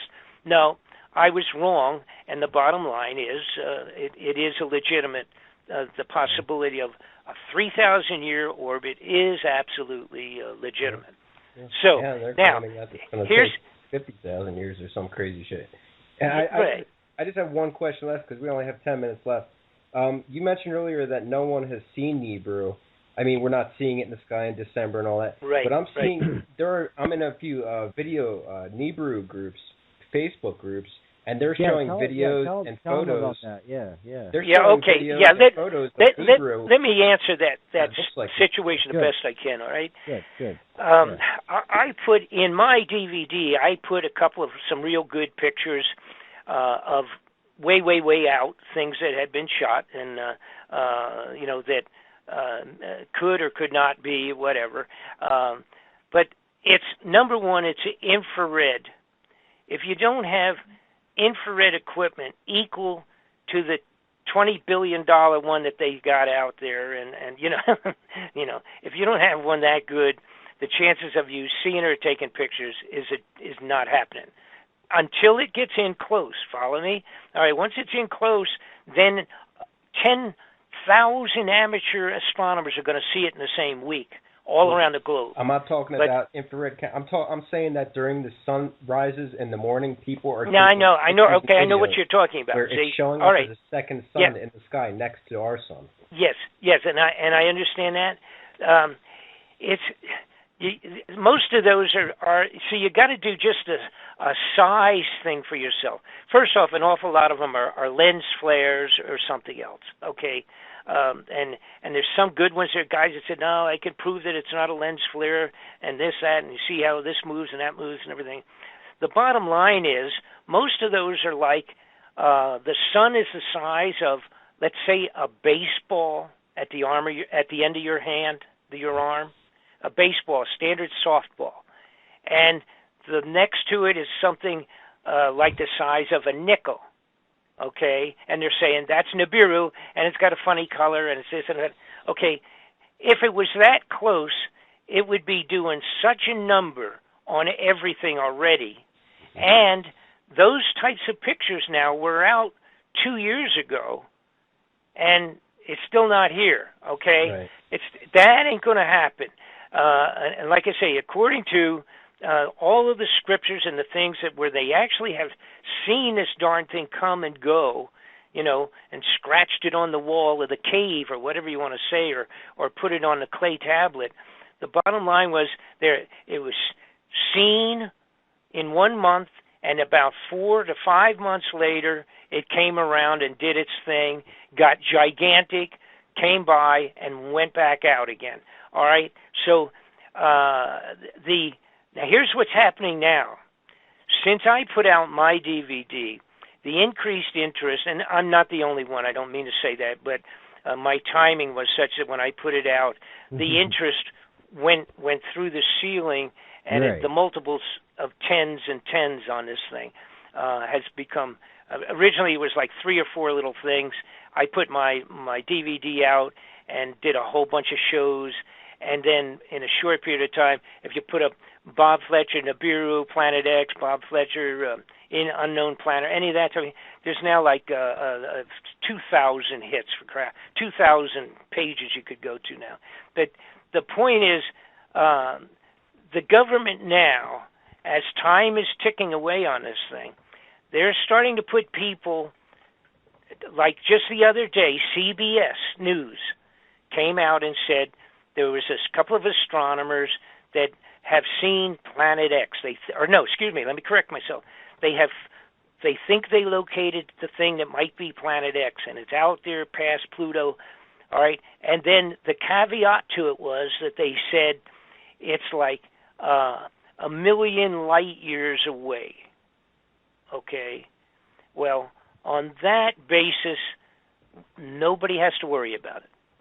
Okay, now. Somebody else came out a little while back and did a similar thing. They said they literally have discovered in the last year, 2 years, let me put it 2 years, 1,100 planets that they never knew existed. Yeah. Not all in our solar system, but close enough are out there where they have been located. They have been named and numbered and taken pictures of some of them with a new telescope that they have, a couple of them now, that they have out in outer space. All right? But what they're doing now, because they still have to defeat the idea that anybody on Earth living person on Earth has anything to worry about. So if they come out with some astronomer who's financially taken care of under the table, and he comes out and says, "Oh, we found this." Now the ones that came out, excuse me. So, see, the ones that came out and said they found 2 planets and one together, and I don't know, whatever it was, just the one that was on CBS yesterday, actually, CBS television news. Okay, but there's 2 caveats to that. Number one is that they indicate that it's so far away that just go back to sleep and you don't even have to worry. Your grandkids don't even have to worry about it. And if it was heading back at a gazillion miles an hour, it's still not going to be here for 1,000 years. Okay, so that was that. But additionally, that serves to throw cold water on anybody like me and the rest of the people out here, that are saying, hey, it's going to be in a year or so, because why are they putting all the food in the underground facilities? And they don't want it to go bad. They didn't put it in until they need it. Okay, right? And why do they have they're going to do the martial law thing? Oh, and let me anyhow. So I don't want to get off on another thing and miss my point. The point is when they see these, and then they come back and say, and it fits exactly what we consider to be this Planet X everybody's talked about. It's approximately the same size, and it's this, and it's out there past Pluto and all of that. But again, don't worry about it because it's going to take so long. But the other caveat to the last report was they said, we've not seen it yet. See, this big deal they made included news on CBS, right? They have not seen it. They're working on mathematical movements of other stars being pulled and affected by this big thing that we can't see. Cannot see. All right? Now, the bad guys, the government at the highest level, they can see it, folks. They have infrared telescopes with the capability to track it. Once it's close enough, and they have the telescopes are out there, way out by Pluto now, taking great pictures of Pluto, by the way. There's great brand new pictures of Pluto, all right, because they're right in the backyard. And they know damn well exactly where that thing is as we speak. But the guy in Omaha with a little scope at his university or wherever the heck, Kansas City, Omaha, Nebraska, they don't have the equipment. They're not seeing it. They said they don't see it. And so when you see people telling you that, oh, here is a picture of it right next to the moon, and it's the size of a golf ball, it would already be causing so much effect you couldn't go out at night and stand up. Now, I want to real quickly say a couple things before we run out of time.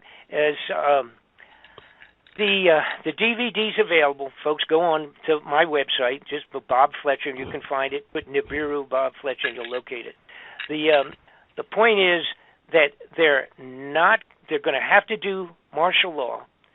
It's going to be one of these 3 things. It'll either be financial crash, which we legitimately, by the way, are in the global financial crash, the worst it's been since before 1929 stock market. Yep. It's the first one that's saying that too. Everything. That. Right. Everything is crashing. All right. So it could be potentially on to control the people on the financial crash, or a synthetic thing relative to 3 or 4 major terrorist acts in the United States of America. Now I'm talking real something serious, like the 9/11 kind of a thing, big buildings coming down in a bunch of places. That's good enough so that every American will say, oh, thank God we got martial law. It's got to be that bad. It has to be appearing to be that serious. But it is, or it could be a biological.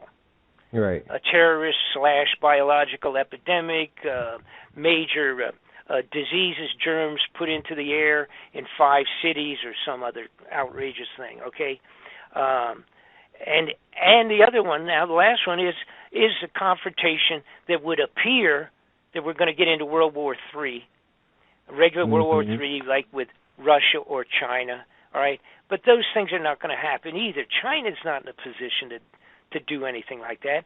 They are starving now. They're into a negative financial that they don't even know what to do about. All right, and by the way, well, I'm going to end with this. I'm working this entire last 9 months, 10 months on a new DVD follow-up report on this. Awesome. On the manner by which Nibiru, Planet X, can be stopped, and that it can be stopped, and it includes a manner by which we could stop any potential World War atomic attack in a couple of seconds. Hold on, did you say we can actually stop Nibiru from passing? Yes, and that's going to be in the report. I've been literally working 8 to 10 hours a day for over 9 months on this thing. Well, I've got to do this. I'm trying to get it done and get it out. It's going to freak everybody because it freaked me out when I discovered it, more so than the fact that Nibiru might be coming in. Yeah, when is this going to be coming out? I don't see. I didn't want. I don't want any. Don't. I'll let everybody know. Hold on a second. We do have 30 minutes left, so I'm just. Okay. Okay, fine. That's cool. I just want to make sure that I don't want you to rush out of anything, so I just want to let you know we do have 30 minutes left. Okay, good. Okay, very, very good. Then I'll keep going from there then, because there's a lot to cover still. Please, I want you to. Yes. Now, I'm not going to get into anything on that new report at all, and I have to on tonight. I can't any more than I have because until I finish and it's available, I don't want anybody's ordering it or talking to me about it. But it's something I'm working on now. It will be done shortly, and I will let you guys know right out in front. I'll send you copies of it. Please. But it's going to be done this year, though, in the next few months, maybe.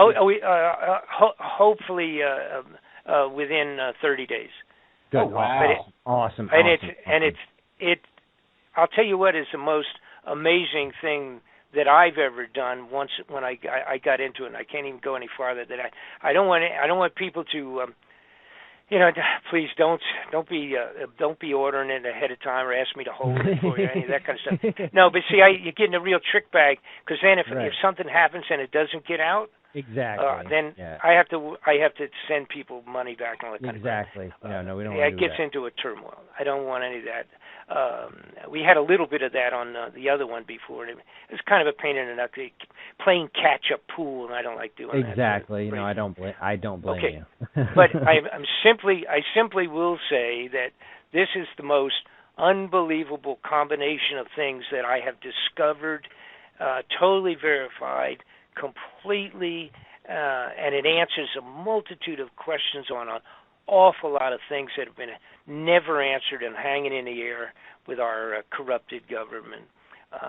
Now, all right, here's where I will say this now. In my DVD, the one incoming, the one that announced all of this stuff originally, I did something that everybody, all of my peers, said I was crazy, because I kind of predicted stuff. There was, and it's not like some kind of a psychic predictions or anything like that.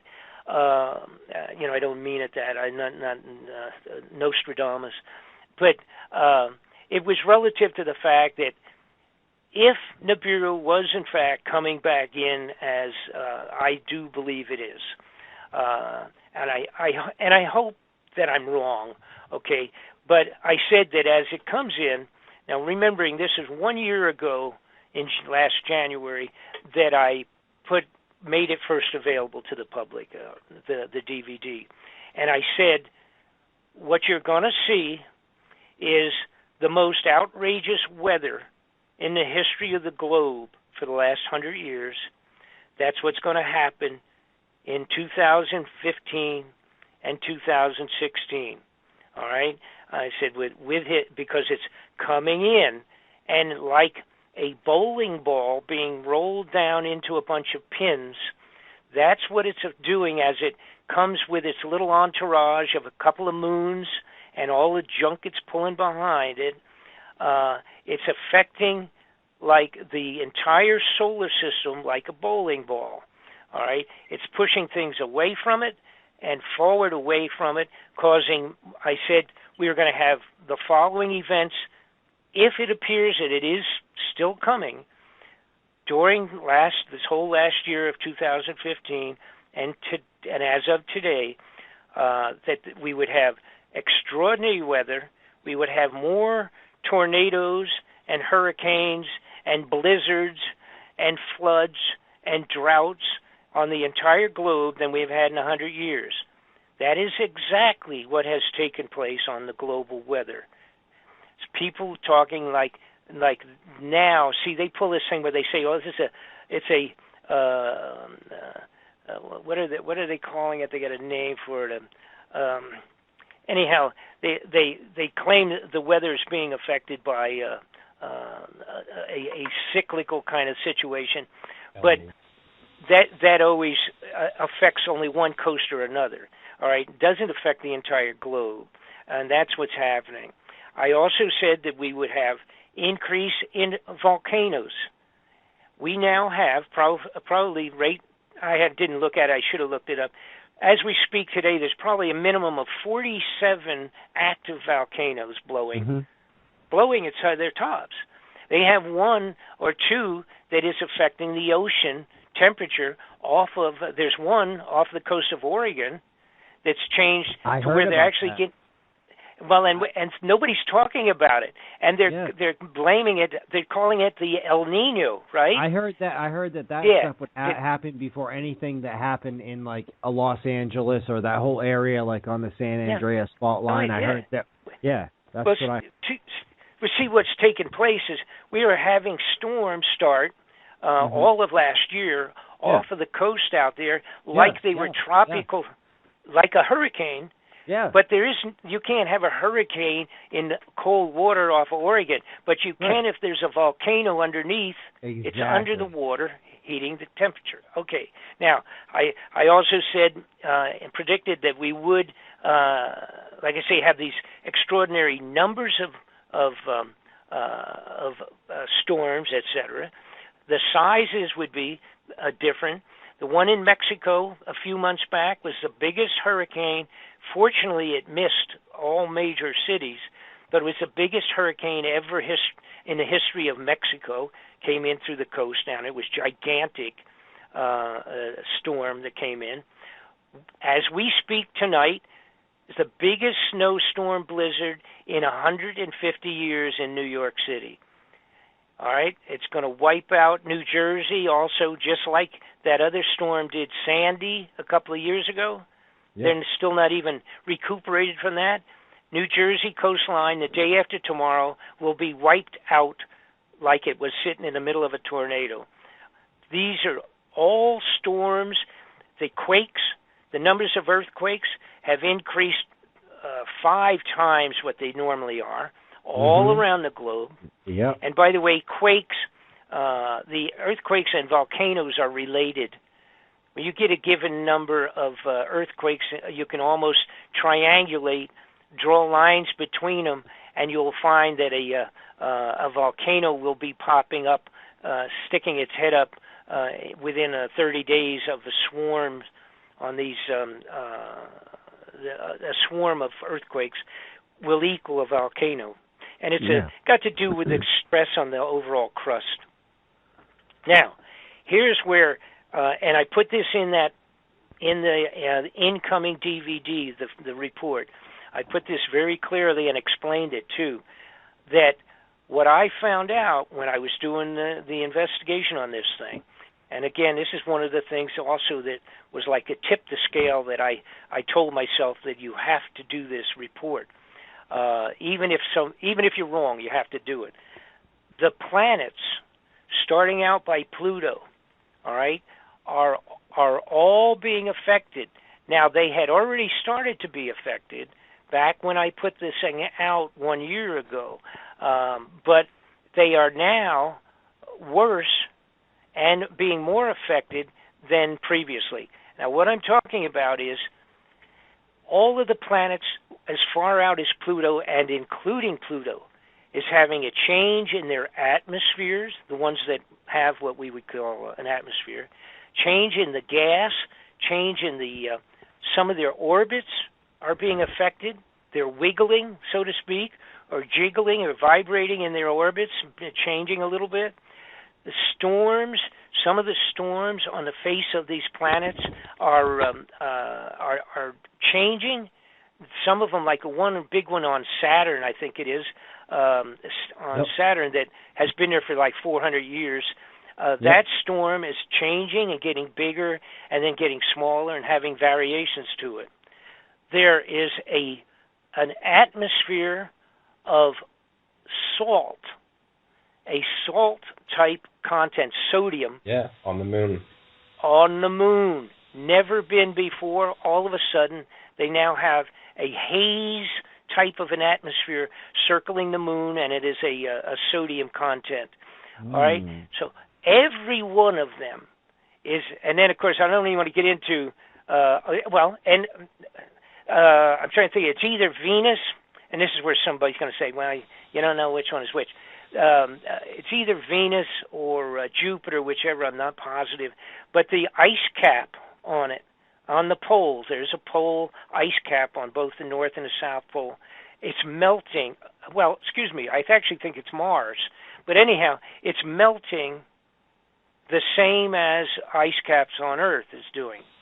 And by the way, the melting, this is another thing people are not paying attention to, even though, of course you got the groups, and I know they jump up and down and yelling and, change of the, the warming, the warming of the Earth, and that too many cows are farting nitrogen and things of that sort. No, most of the planets are going through this.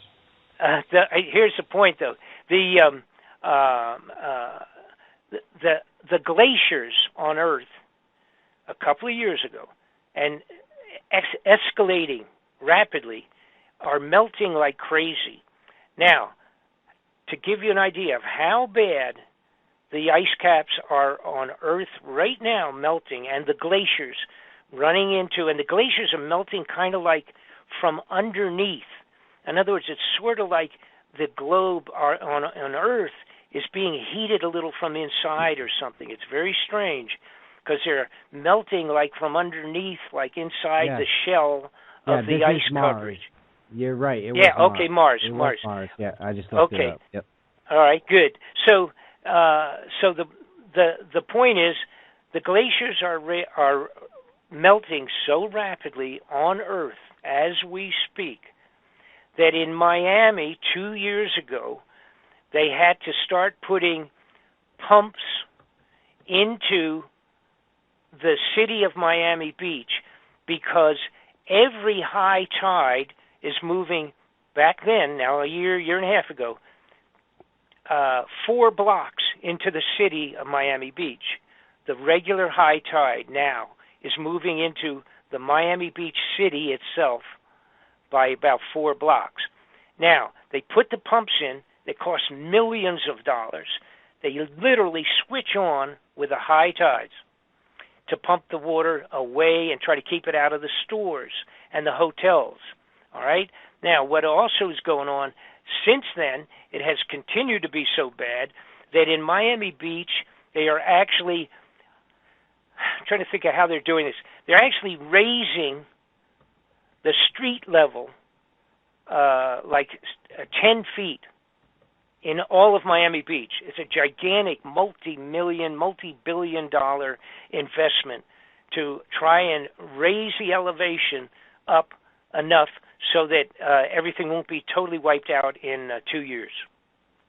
So that's how serious the melting of the glaciers are. And my contention, along with that of many of the other scientists that have been involved with studying Nibiru for 20 years themselves, know much more about it than I do.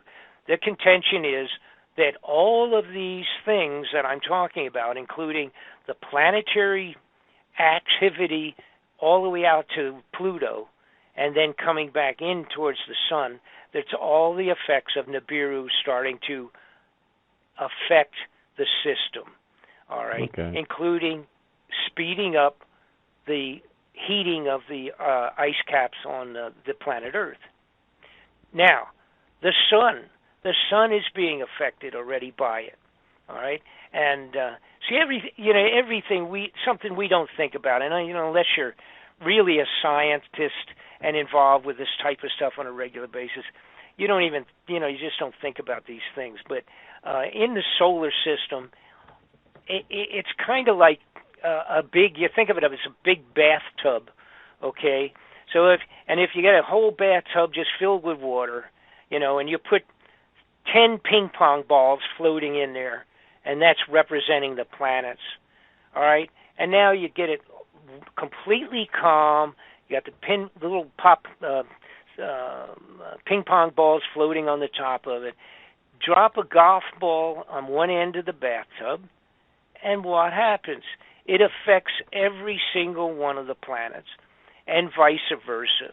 All right? If one of those ping pong balls represents Earth, and it's at the far side of the bathtub, if you drop that golf ball in there, you're going to be bouncing that ping pong ball, I can't even say that, around in the bathtub like crazy.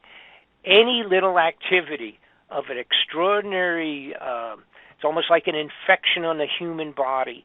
Anything that comes in and intrudes into our solar system that's not part of it on a regular basis is going to cause a radical effect. The sun is doing crazy things. It's developing holes like they've never seen before on the surface of the sun. 2 years ago, by the way, one of those electromagnetic impulses from the solar flare came out, and it was huge, and we missed it. Our orbit permitted us to happen to miss that impulse, the solar flare that came off, and this is approximately, like I say, a year and a half, 2 years ago when that happened. We missed it by 1 week on our orbit around the sun, all right?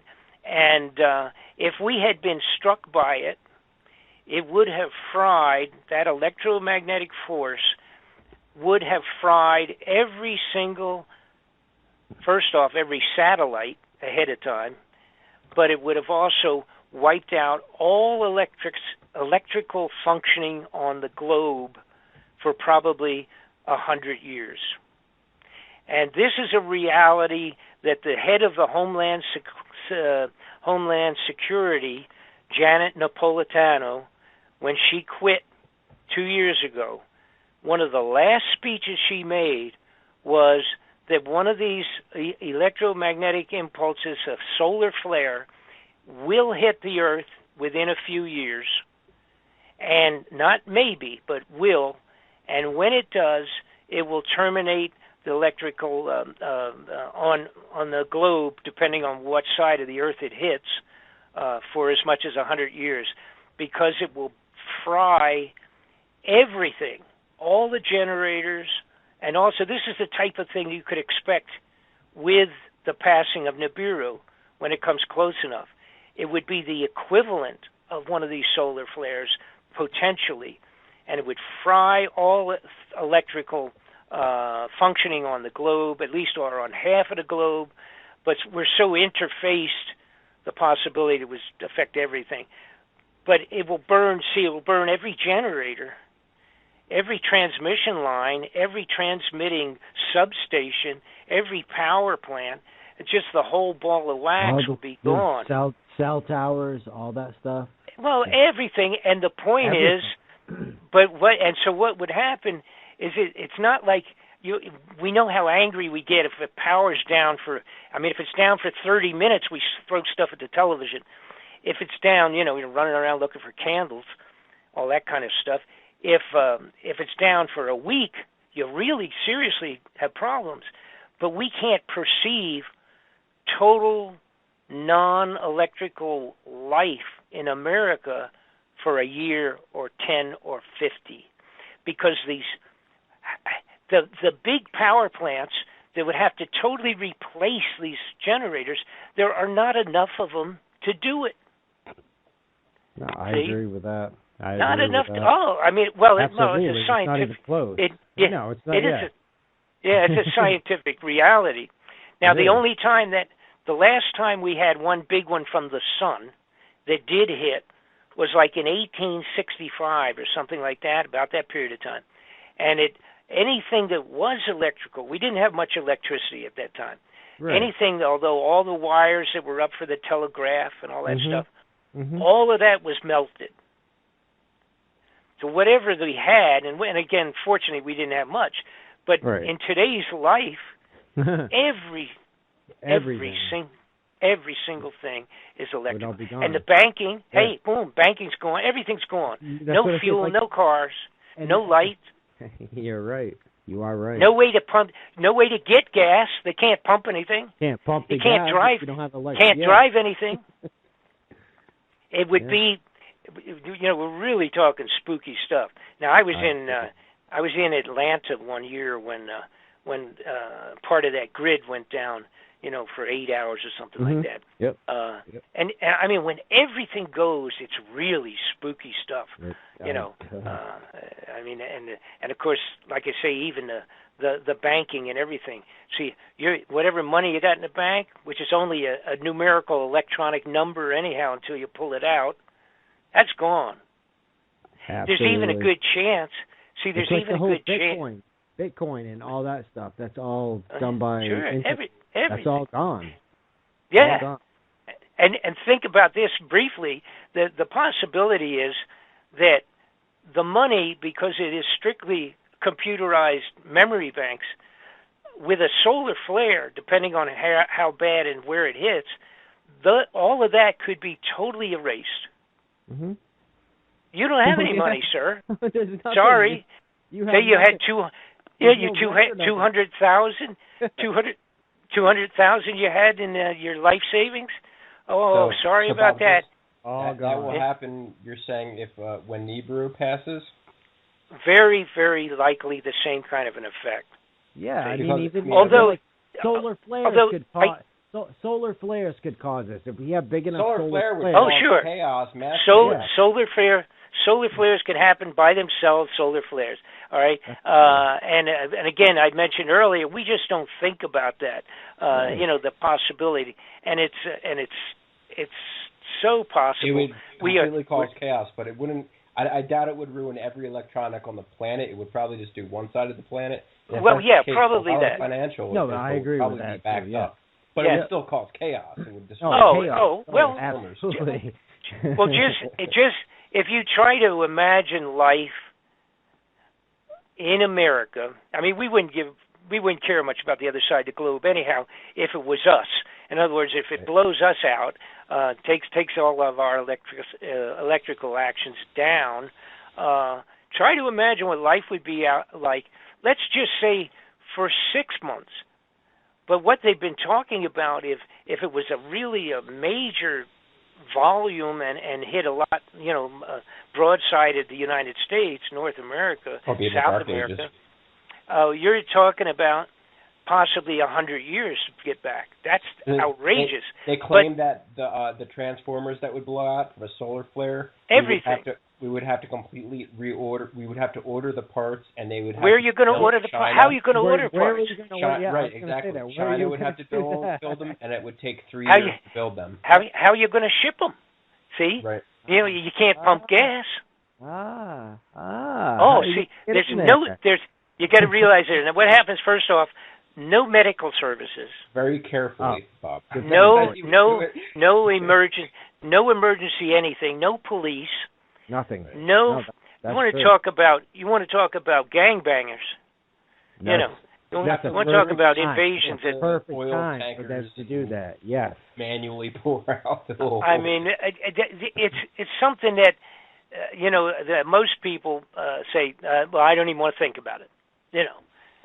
They just don't want to even put any thoughts out there. Well, people like us want to put thought into it because we actually, give a crap about it. But right. That's but why. And that's why I want to move up to Maine. With people come up to Maine, everyone. As far away from the population as possible, dude. Seriously, it's going to be The Walking Dead when this happens. As a matter of fact, it was both. There was two people that said that. Napolitano did it, head of Homeland Security. See, they've done huge, calculated reports and scientific investigations on these things for the possibilities and stuff. And it was a big speech for her. One of the last things she did, leaving the Homeland Security a couple of years ago, she said, "It's going to happen. It's not if." It's just when, how bad it is depends on how the wind blows. It's true. Whether it's 2 years or 102. And it's going to happen. Turn us into cavemen, for crying out loud. Yeah. I wouldn't mind. In this society, we're screwed. I have some days where I think that some of us would be better as cavemen. I really do. I really do. Yeah. It's kind of like a start over, like a reset switch. I mean, I don't know. Well, it's like cleaning a slate. But see, the problem is the way things are now in the criminality. Yeah, that's. Who's going to do what? The biggest crooks in Washington are going to do whatever they can do, and they'll be out. They would be down in their underground facilities. Yeah. They got generators down there, and they got fuel. And they're all set. Oh, yeah. That's the stuff we were talking about earlier.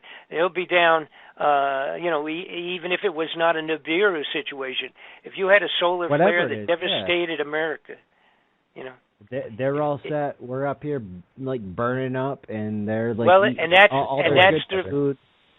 And that's the reason that they gave the weapons to the people who are going to do martial law. And they'll be enforcing it blindly, with the exception of the ones that finally realize that, hey, wait a minute, we're guarding the rat holes, entrances to the underground facilities where the rich people are having martinis. One thing interesting about martial law is that Zeta Talk site, I remember 15 years ago when I first read it, they claimed that towards the end, before Nibiru passes, the government's going to attempt to declare martial law, and it's going to fail, and the people aren't going to accept it. And in the end, we're going to rise up against the government once we realize that the government with what? See, the problem is if Nibiru is what it is and comes and does what it would do. Again, we're talking Noah's floods over again. Right. So what do we do? And best effort for yourself. Right. Right. I mean, that's a reality. It will be the people along with the military. Take care of yourself. Because the military are going to want to take care of themselves too and their families. Exactly. They're not going to do it. This is a point where you got to look out for yourself. That's all it amounts to. And again, the bottom line is, it's like you really start saying, well, how many? It's 140 million people, I think, is a population within 25 miles of the coastline around the United States. Yeah. They'll all be gone in the first 15 minutes. Yeah, then that's why martial law is going to fail, because the soldiers. It might. 100%. Because they're going to say. But I guess I have to ask you, what's your point? In other words, they're going to be going underground, locked off. The doors that seal these things off are like they're 6 of them in a row, 4 feet wide, be able to handle a nuclear bomb in the front yard of the darn thing.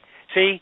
So between you and I, it's like the martial law would be only to guarantee that they can get on their buses and airplanes and get the hell out of town and get to wherever they're going to go. Yeah, see? And then after that... That's a great point. Great point right there. After that, they got everything they need probably for 25 years. Now, they may have to be in there longer. I don't know, and I don't care.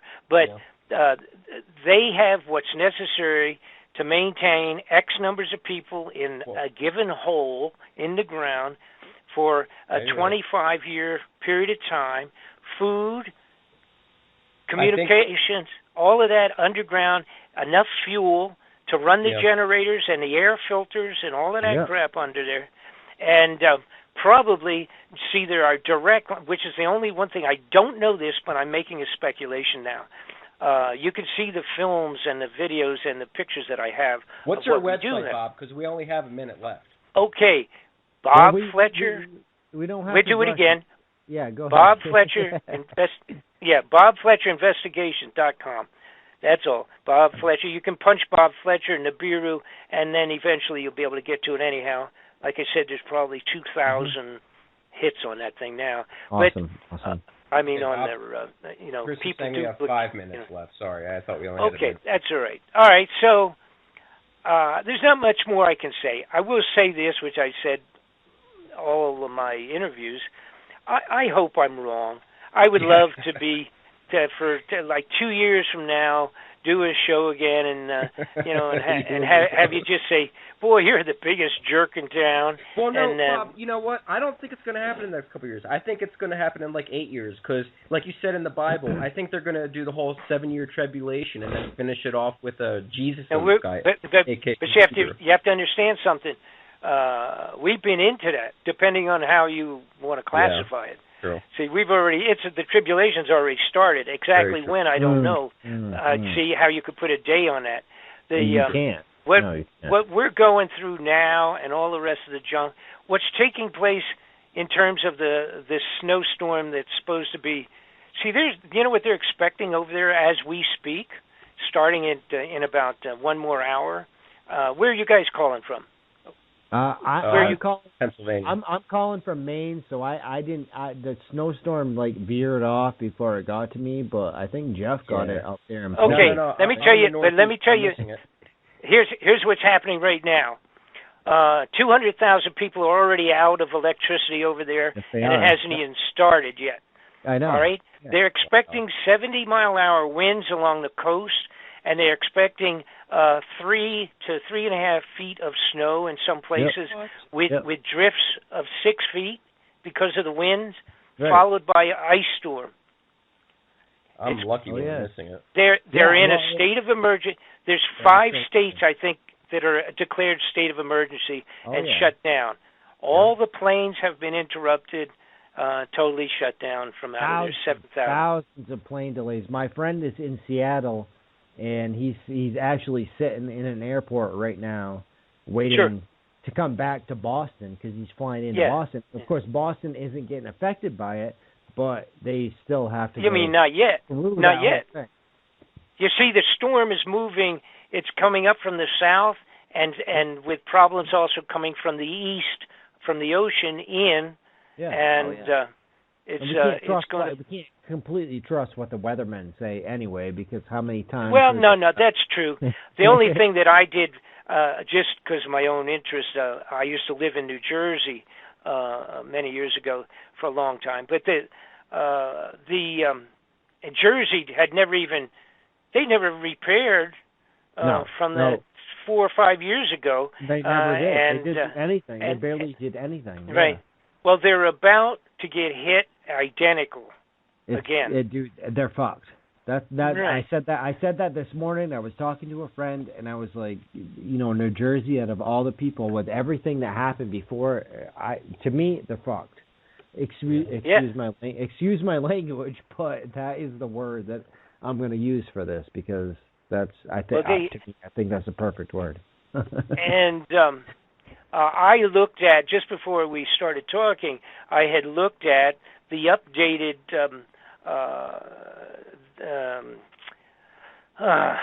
satellite picture of the storm, and it's gigantic. It's like the one they had a little while back. The storm goes from Tennessee, Nashville, Tennessee shut down, and it goes from Nashville to the northern side of New York State. My God, it's huge. It's covering states and states and states. I don't remember what the number was, people being involved, but it's just millions and millions of people. And again, they're even expecting a follow-up in another day or two of it becoming an ice storm, and with 50-mile-an-hour winds. I mean, it's going to knock all the lines down. It's just unbelievable. It's just going to be a mess. I don't know what's going to happen. It's not going to go away. It's too big, gigantic storm. But anyhow, so much for that. Somebody the other day told me the problems on the West Coast was because it was El Nino. I just told him today. I said El Nino's on the other coast now. So right. I was joking with him. I said the El Nino's moved across the other side of the coast. So I don't know what you're going to blame this one on. But the bottom line is, somebody said, I'll tell you what. The head of NASA was asked in front of the Congress last year, what do we do if all of a sudden we saw a real big planetary object coming in towards Earth? Yeah. And the head of NASA paused and he said, pray. He just said, pray. Yeah, what kind of? Do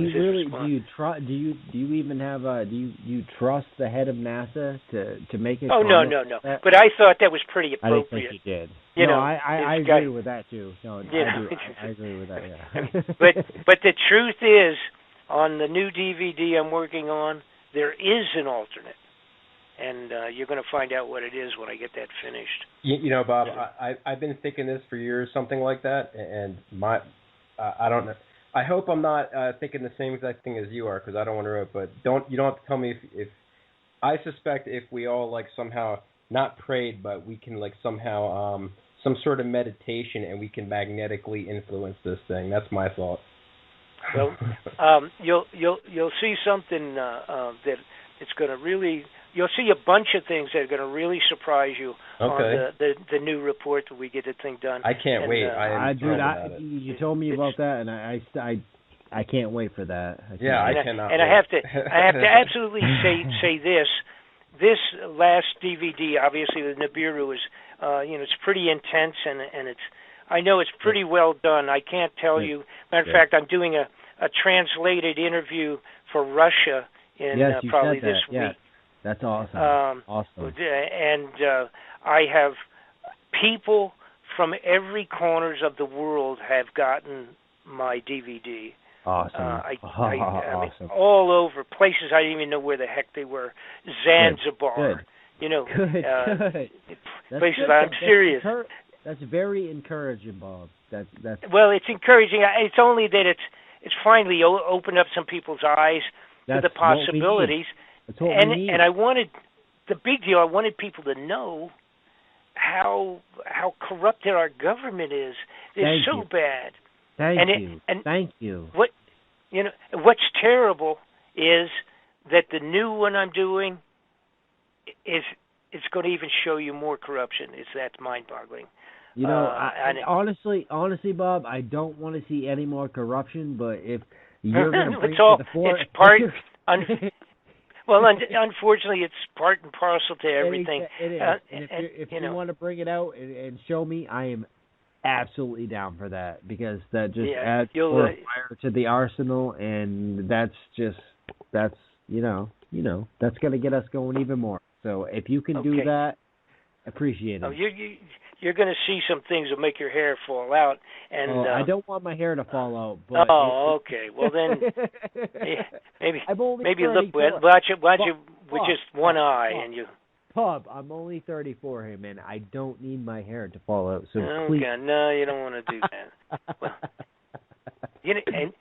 and what's terrible when you become an old geezer like myself. You can't do stuff. You can't do stuff.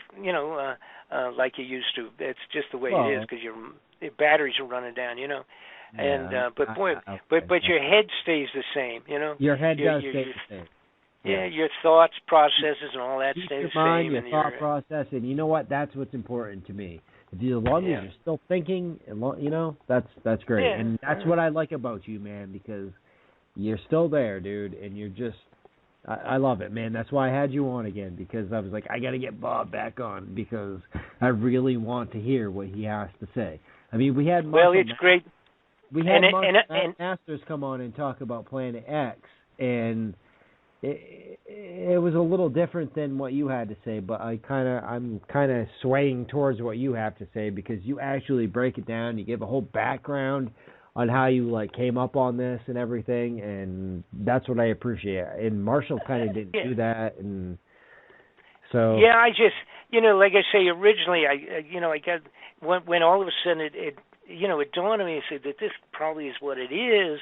And originally, it was hard to push myself to complete the thing. But then I say, oh, okay, how about this? And now I have this, and now we have the Pope, and now we got the telescope there, and now we got that, and we got that, and now they're not answering this, and this is happening with that, and everything it's like a big puzzle, and you don't understand what it is until you get 90% of it done. Then you can kind of make it out. And it all just kept going in the same direction that these guys just wouldn't do all this crazy stuff if it wasn't scaring them very seriously. They would rather steal money and put it in their own pocket. So, yeah, okay. I agree. Okay, listen. How are we on time? I guess we're about done. Should I say goodbye to everybody? Yeah, so we got to wrap up, but totally appreciate you coming on, staying on for extra time, and I would love to get you back on in this year, 2000. Well, I'll tell you, as soon as I get this other one done, I'll get you guys copies, and then we'll go from there because it's gonna raise as many eyebrows as the last one did. Yeah, we got to have you on as soon as you put that out. No, just let me know. Okay. Email me. Let me know. Keep in touch, and definitely we'll get you back on because we definitely want you back on here. There's no doubt about that. Alrighty. Good. Definitely. Thank you. Had fun. You guys have a good evening for the rest of the day. You too. And, thank you so much. All right. Good. Take care.